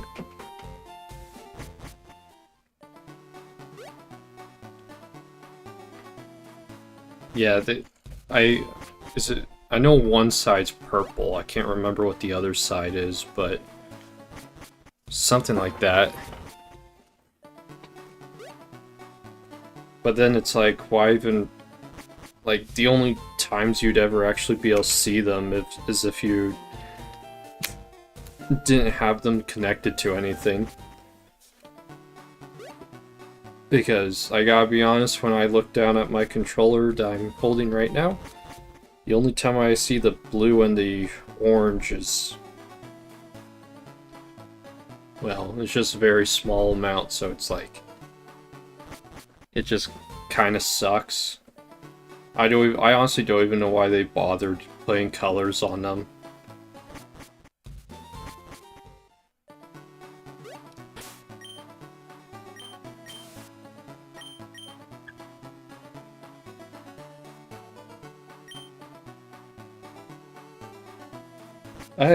I kind of, like, even though the older Joy-Cons were really crappy, I honestly think that they were a lot better than these ones when it comes to the color variations.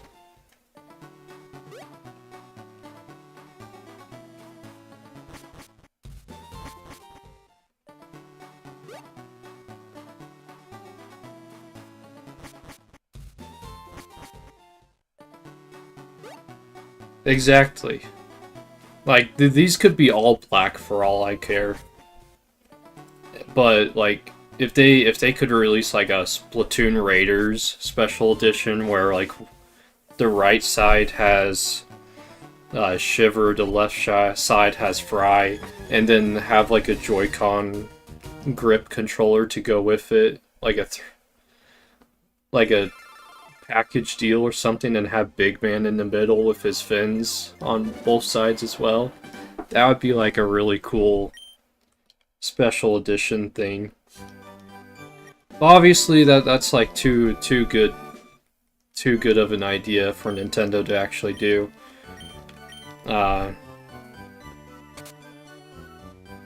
Oh yeah, or Big Man on the back. But it also makes me think with how much of the newer games have had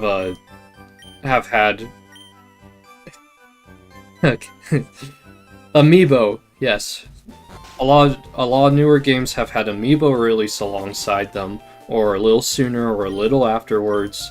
It really makes me think that we're going to get Raiders editions of Shiver Fry and Big Man. And then maybe the mechanic, but at least deep cut.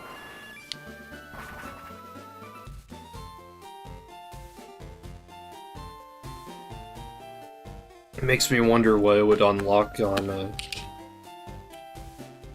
Oh, actually, that's an idea that I didn't think about. What would the amiibo unlock in Raiders? Or if the amiibos would even work in Raiders, the older ones anyway. Like everything from Alterna, Callie, Marie, and Side Order, Pearl and Marina, all the way back to the very first ones ever released.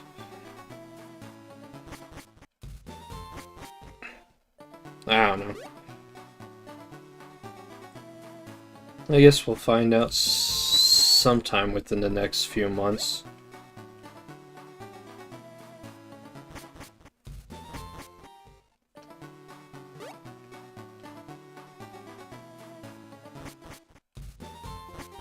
And I was also just thinking about it, but I wouldn't be surprised if there was a Legend of Zelda, like, movie teaser at the end of the Mario Galaxy movie, or before the movie, or something.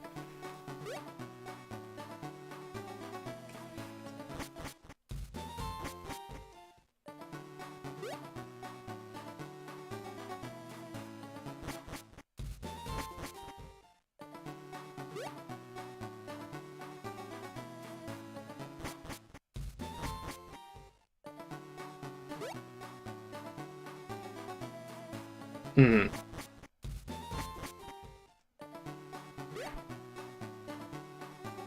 Oh, and also, speaking of Amiibo, did you see that we're getting Leon Kennedy and Grace Ashcroft Amiibos for Resident Evil 9? The faces look horrible, but I was thinking of maybe getting them for a really close friend of mine.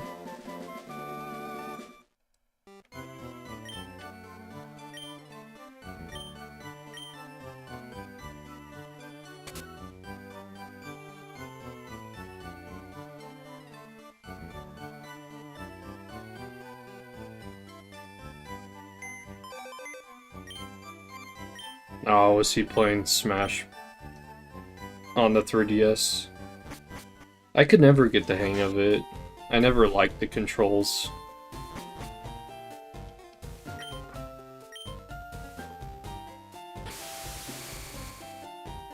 Well, yeah, I'd never get them for myself.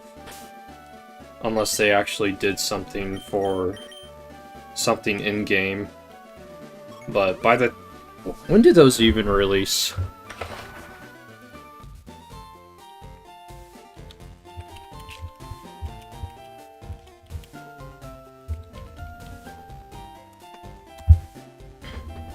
July 30th. Yeah, I'll be long done with the game by that point. So if I did, for some reason, get them for myself, it would be more of a... I don't know.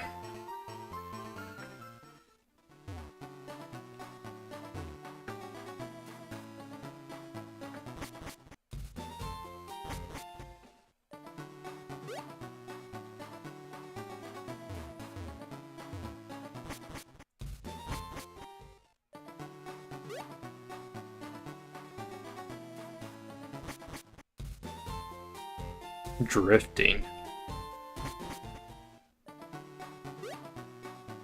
What do you mean he was drifting?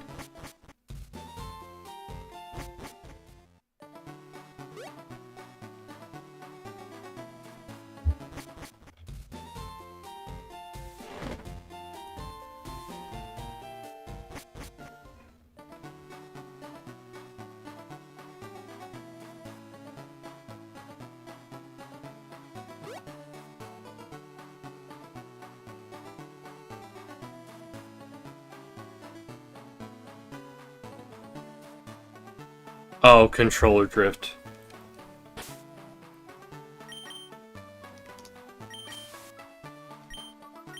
That makes sense.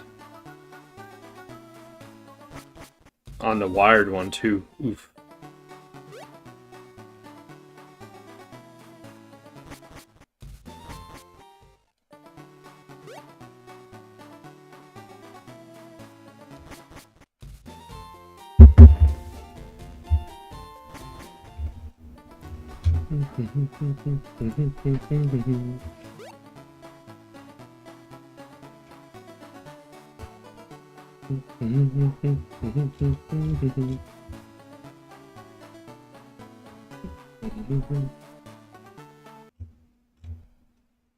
No, it's not it.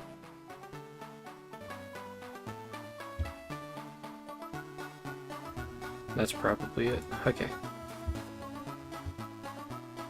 Dun, dun, dun, dun, dun, dun.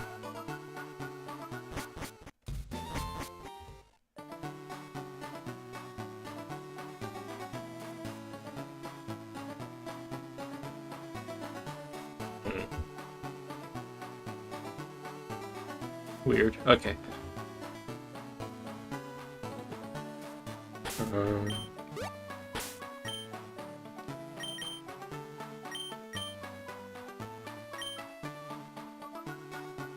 If the controller's going to break, it's going to break. Like, I'm really careful with my stuff, but I still ended up getting drift on one of mine.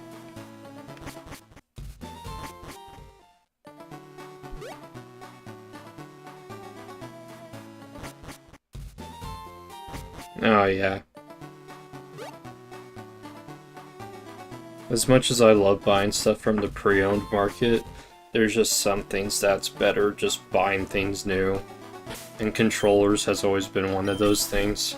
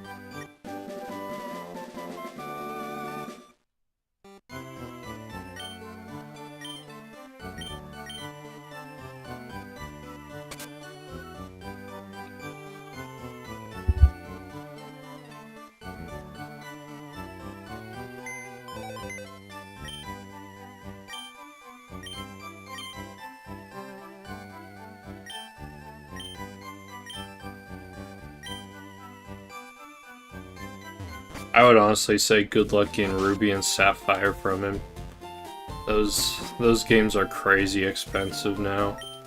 Not as expensive as Emerald, but he could definitely make a lot more money selling them. And with how things are nowadays, it would be a lot smarter to sell them. But it would be really nice if he gave them to you instead. So, not saying that he wouldn't. If I knew how expensive all the Pokemon games were going to get, I never would have given my original physical copies of a few of the games to my older brother for his collection.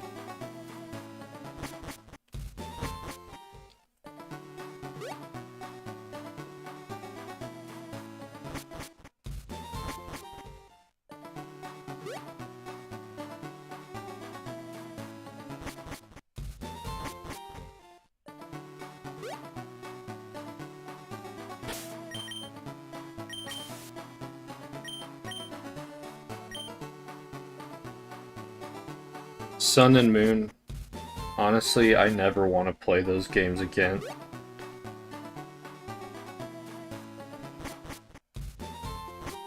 Well, you can't even play Ruby and Sapphire. Oh wait, Omega Ruby Alpha Sapphire. Okay, you gotta be more specific with that. If it's the original Ruby and Sapphire, then yeah, it's the more expensive ones. But if it's Ruby, Omega Ruby, and Alpha Sapphire, then they're a lot cheaper.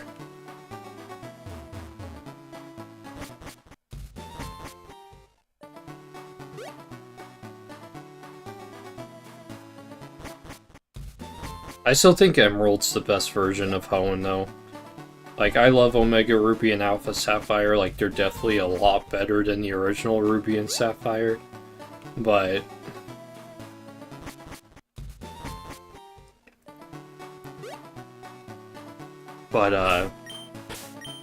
I would like, even modern day, if my 3DSs were still working, I would still choose Emerald over Omega Ruby and Alpha Sapphire.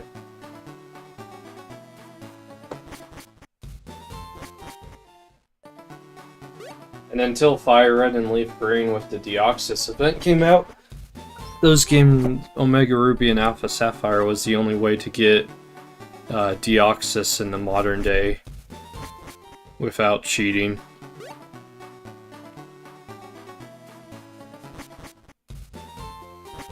Which, now that I think about it, since you won't even be able...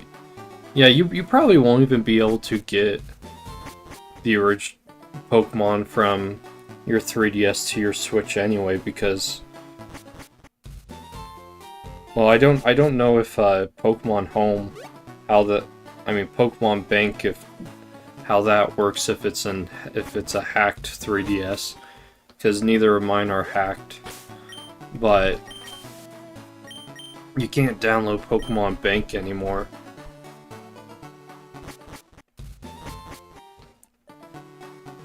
So there's no way that I know of anyway for you to be able to connect your 3DS to your Switch.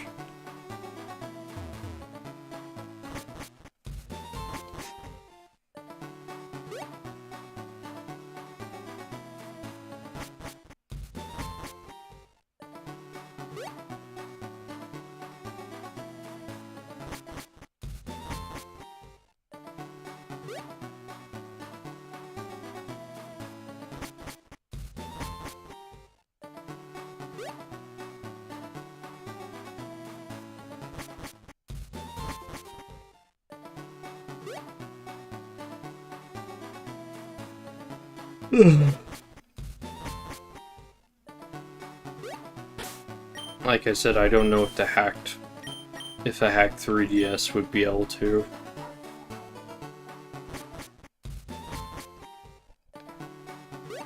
Doesn't mean that it won't, I just don't know.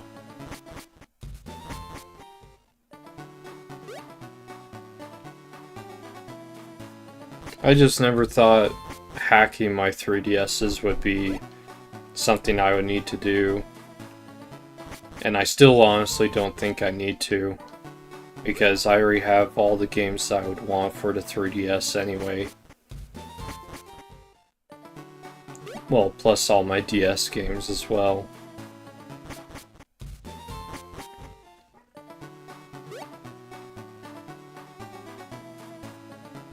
You would probably find a copy for the Wii cheaper. And you can still use it in the Wii U. The only difference is I think you would need to actually have Wii remotes. Which you could probably find those pretty easily. At like a retail game place or something. Because I got a copy on the Wii, a Wii version, for like $20.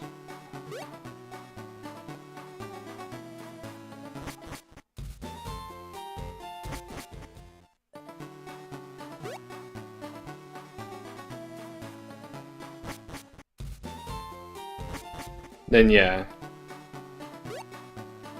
like I said, you could probably find a copy of Twilight Princess on the Wii for way cheaper.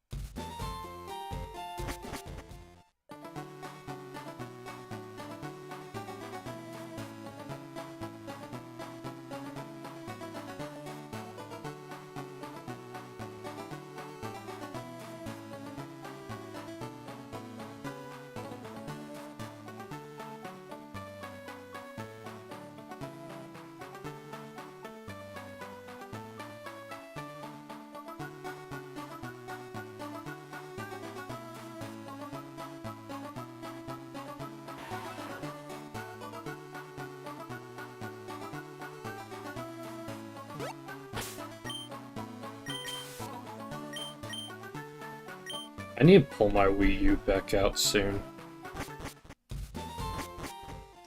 That really close friend I was talking about earlier, she's going to be visiting sometime within the next like month or two, and we're going to be playing like Mario Kart together.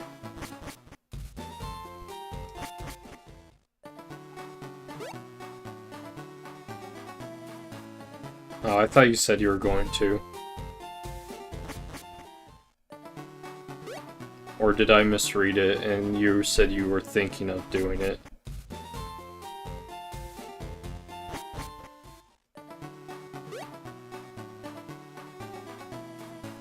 Yeah, I haven't seen this.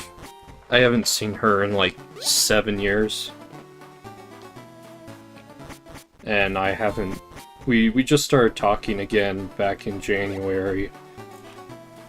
But we hadn't talked to each other in those 7 years as well.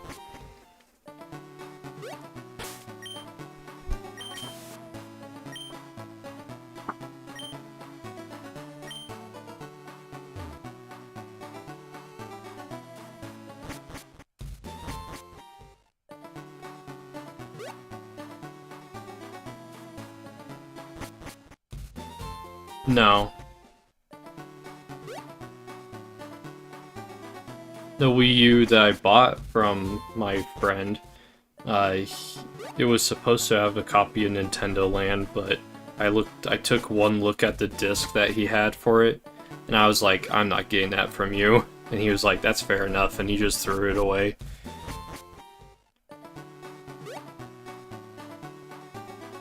And plus the whole point that the whole reason that I got it in the first place was so I could play Splatoon 1 story mode. And then I actually got to play the online for a bit because they got the servers back up, but then a few months later they just shut them back down anyway. So that was a waste of time. Well, not really, but because I love the Wii U actually. Well, mostly because it's the only Wii that I have that actually works, but I do wish I could just play the GameCube games on it, though. It would make things a lot easier. Because I gotta be honest, as much as I love this little guy next to me, this little GameCube, it is definitely dated. Like, for sure.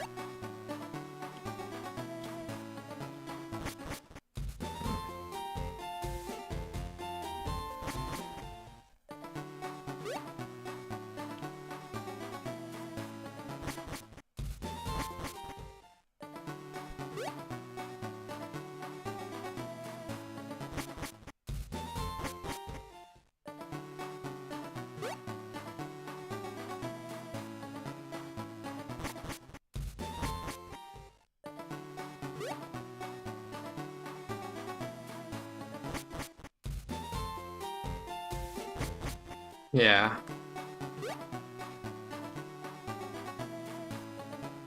Like, I have adapters and stuff that can connect it to modern devices, but the problem is that,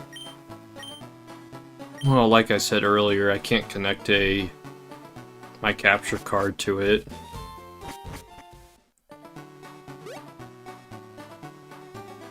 Well, I mean, I'm pretty sure there's a way you can. I just don't know how to do it without damaging my stuff.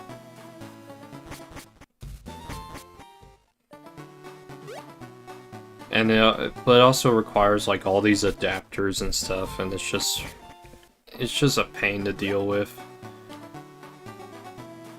Like, I probably have an additional like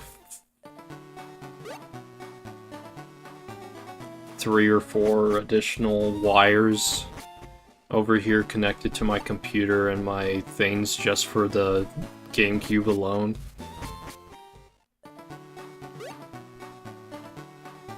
Whereas if you just had an older TV, it's like, yeah, you just need like the power button, the power one, the one you would plug into the outlet, and then the one you would plug, well, the one that splits into 3 for the video, audio, and whatever the other one is.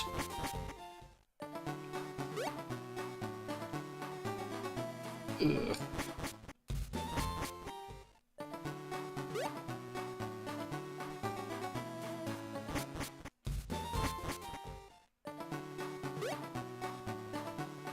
This is why shiny hunting roamers is honestly just miserable. I don't even think I've hit it. Well, I definitely haven't hit 100 encounters in this stream, but I don't even think I've hit 100 encounters since I've started doing this, even before stream.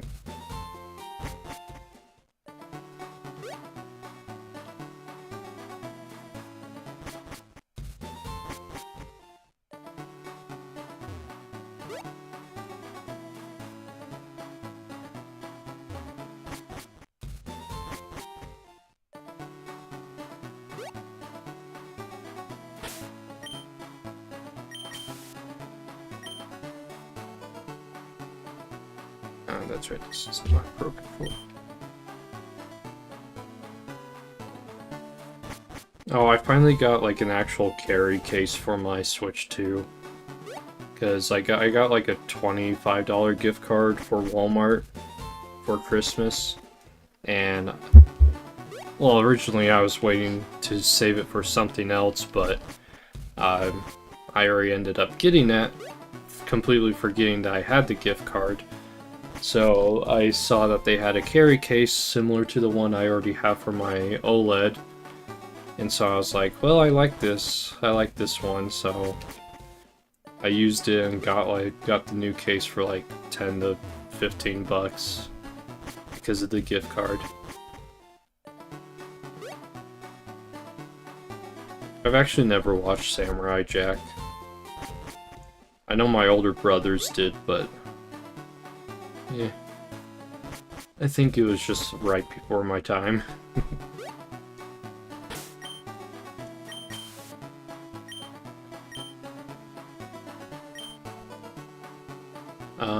As a kid, though, I watched like Yu-Gi-Oh! 5Ds. Well, I also watched the original Yu-Gi-Oh! Series with like the Battle Kingdom and the Duelist Island thing, whatever. Pokemon, obviously. Bakugan, like the very original series. And then the next part with Destroya. I really loved those parts. Ben 10 was pretty big of part of my childhood. Never got to watch all of that, but actually recently found a DVD box set of the entire series. So now I have Ben 10, Alien Force, Ultimate Alien, and Omniverse. Bakugan's actually still running. It's not... Just only the original part of the series is ancient.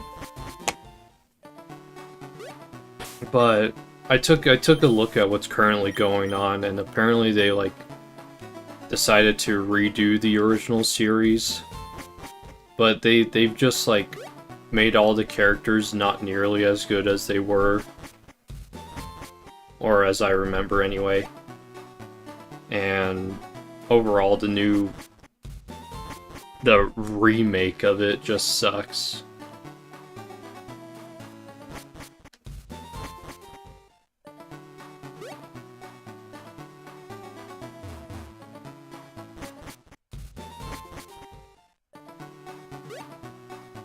There we go.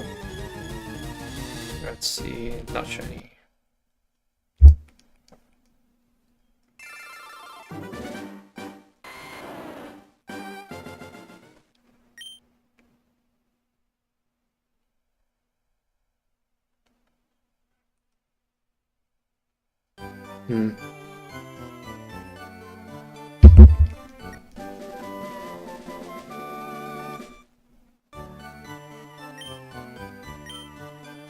Well, that's pretty cool.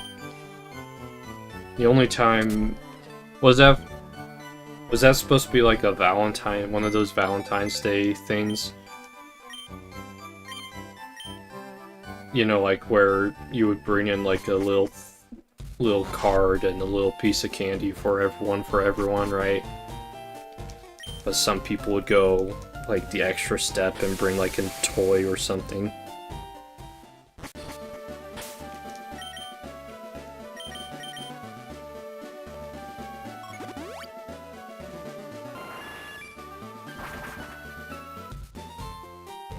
No? Okay. So, dude just randomly brought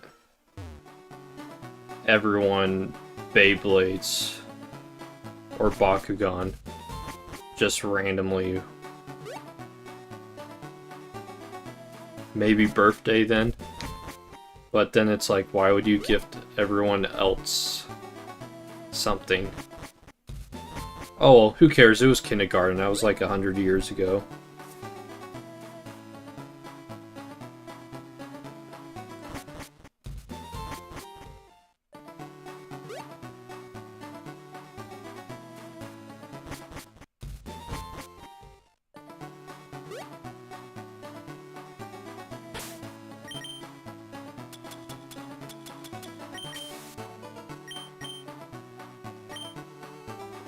Why would someone bring in something for Chinese New Year?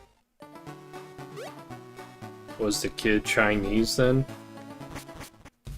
Because if not, that would just be really weird and out of nowhere.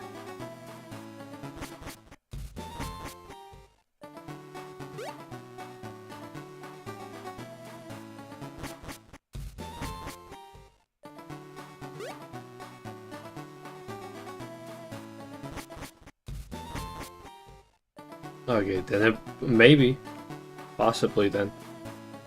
Maybe it was Chinese New Year.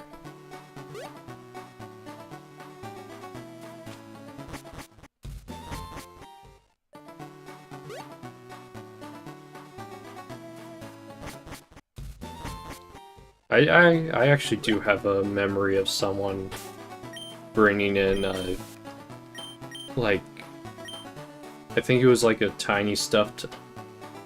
No, I don't think. I know it was a tiny stuffed owl for everyone on a Valentine's Day. But that was back in 4th grade, not kindergarten. Because in kindergarten, I was too busy getting pushed around on the bus, which led to the scar on the back of my head. That now that I'm... Well, I keep my hair short, like really short, but whenever I cut my hair down to where I like it, the scar that I got is very visible.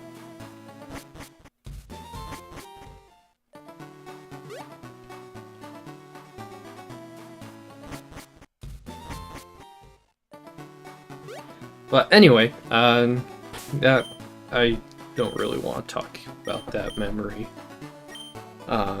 Let's move on from that.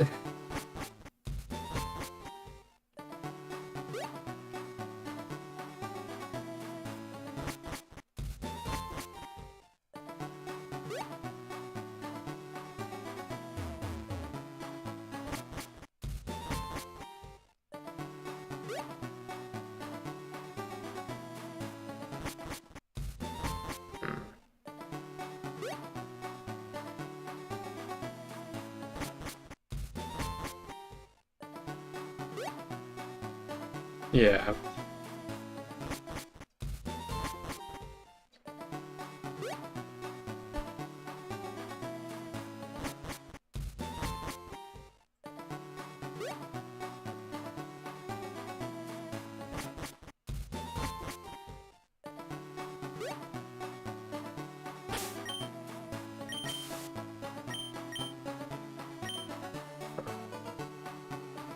Well, the reason Mudkip's my favorite Pokemon is because it was the first ever Pokemon I ever chose.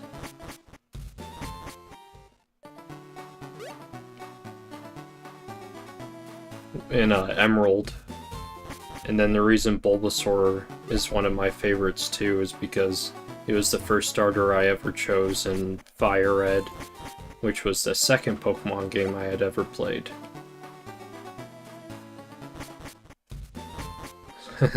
So pretty much my two favorite Pokemon of all time is the first two Pokemon I've started two different games with.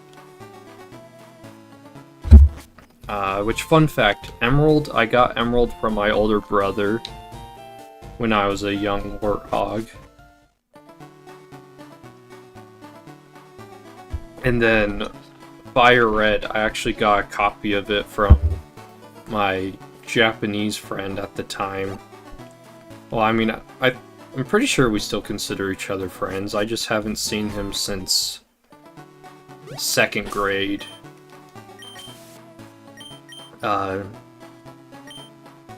We have talked actually, but that was like 1.5 years ago when we last talked, I think.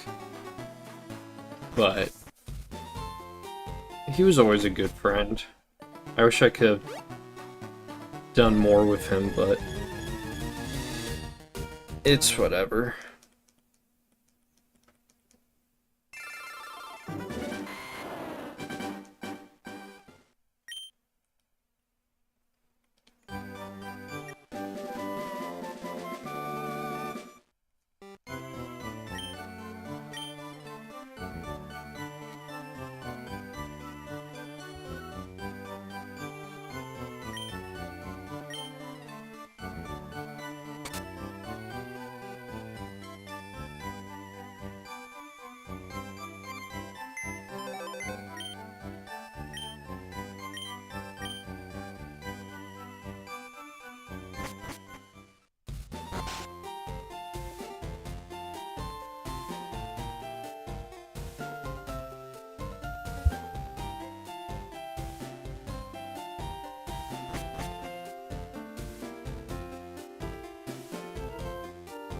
Also, is it just me, or does it feel like YouTube has been increasing the amount of ads and making them more and more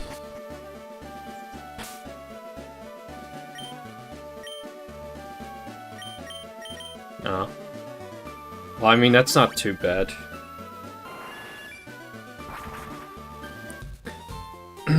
My mom drove some of my friends to like a girls' camp while playing Pokemon Go on her phone.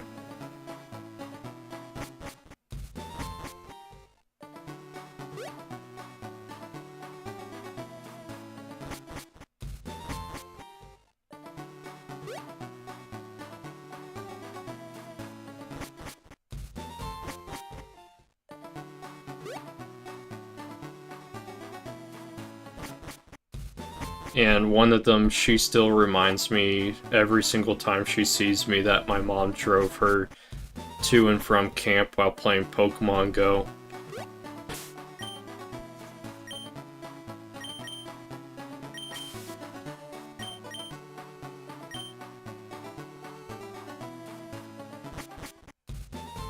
Yeah.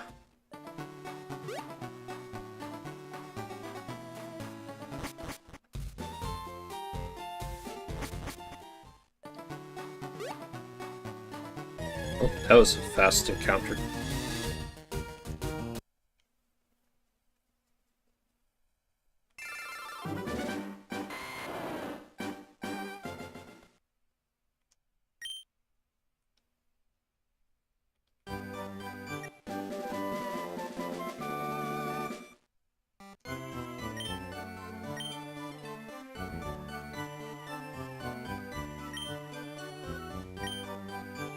Yeah, that was middle school time. Middle school was a really difficult time for me.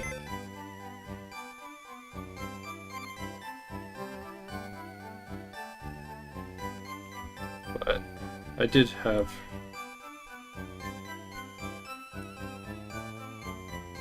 Yeah. Anyway.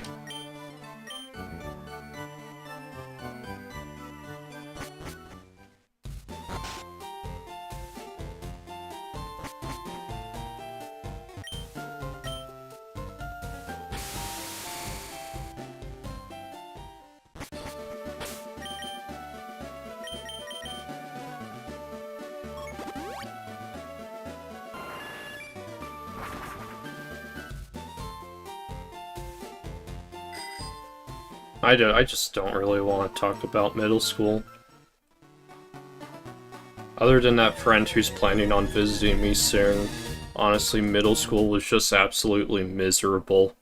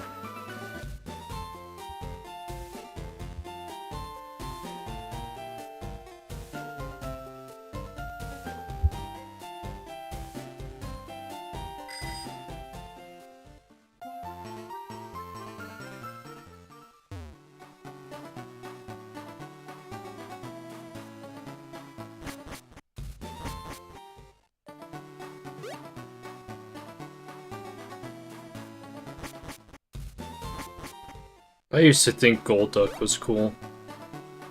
So I understand what you mean by that. Nowadays, though, it's like I don't think Golduck's cool anymore, though. But Psyduck is Psyduck. I like Psyduck. Definitely not like a top like. Probably not even in my top like 30 actually.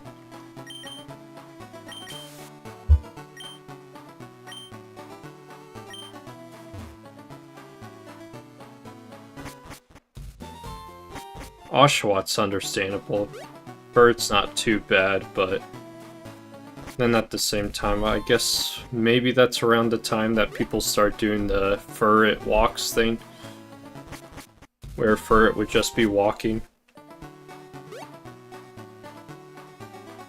Until Brilliant Diamond Shining Pearl release, so I don't know.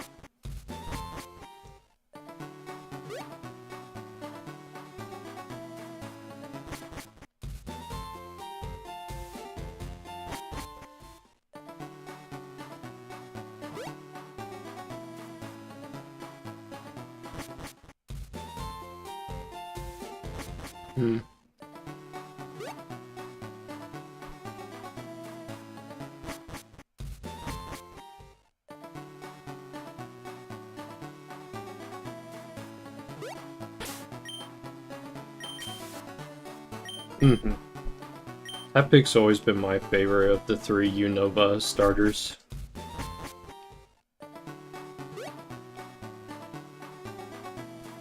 Oh, so you know how Unova is based off of like the New York, based off of New York, like not like obviously the city, but like also just like the surrounding areas. It makes me wish they would make another region within the states, but like somewhere like around California, or you know, so just somewhere else in our country. I mean, and before you say technically Alola is Hawaii and Hawaii is a part of our country, yeah, I know that, but I mean like on the mainland.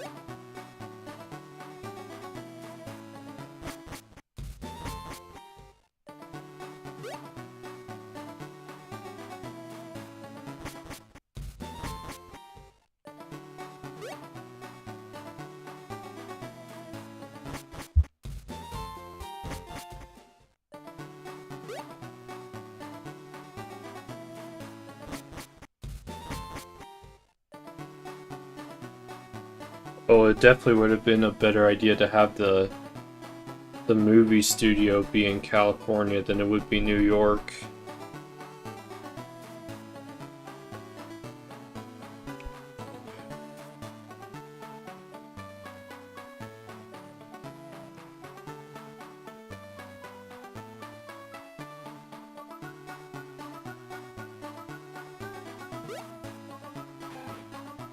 There we go.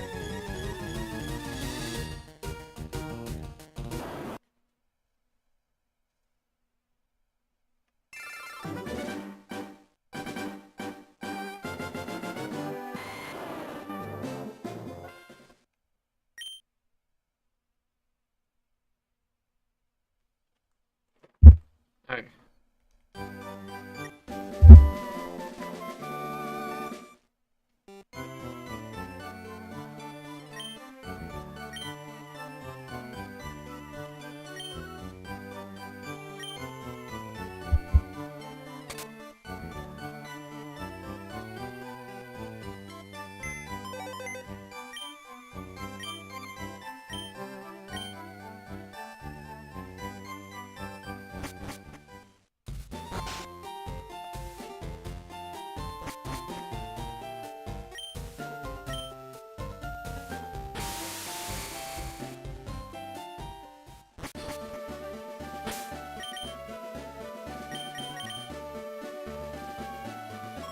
Underwater water tunnel.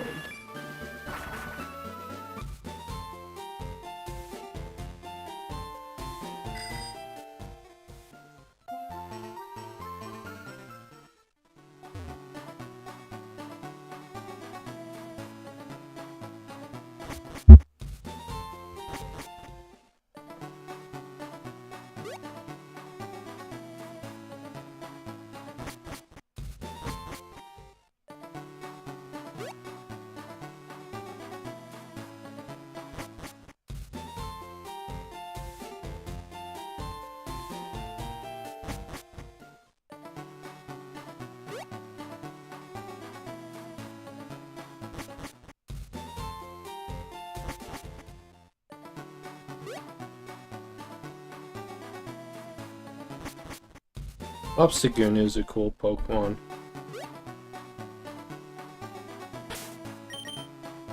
I kind of wish there was a Owen version of it though, instead of just the Zigzagoon like getting it with the Galarian. But I mean, it's still, I don't know.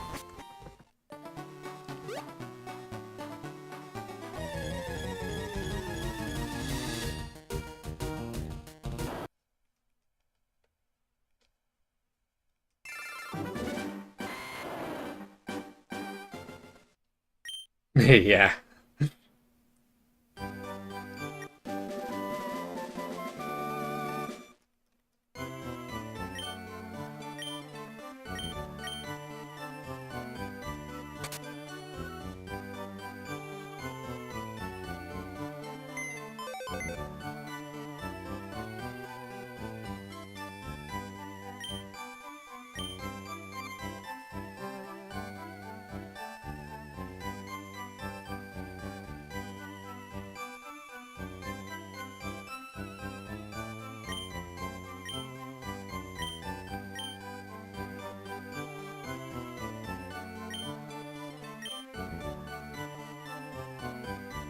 Well, luckily that glitch isn't a thing anymore.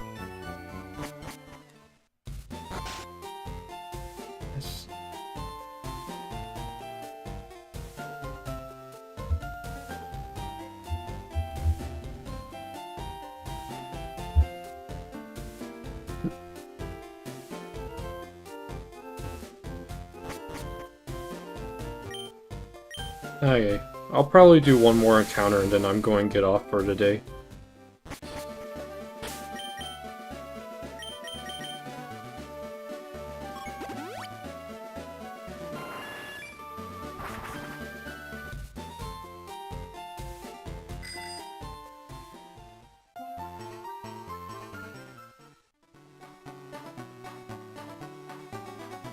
Unless this encounter turns to be one of those longer ones.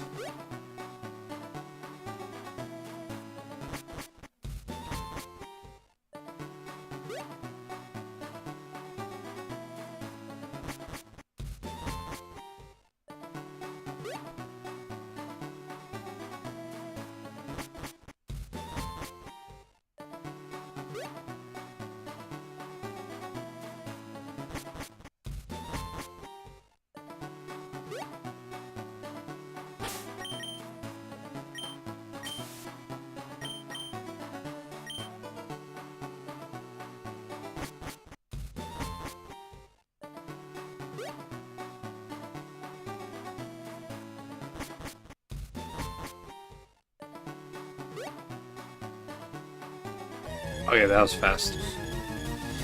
And alrighty, well, I mean, you'll probably be there when I stream next time too. Next time's going to be Resident Evil Requiem. Thank you for watching.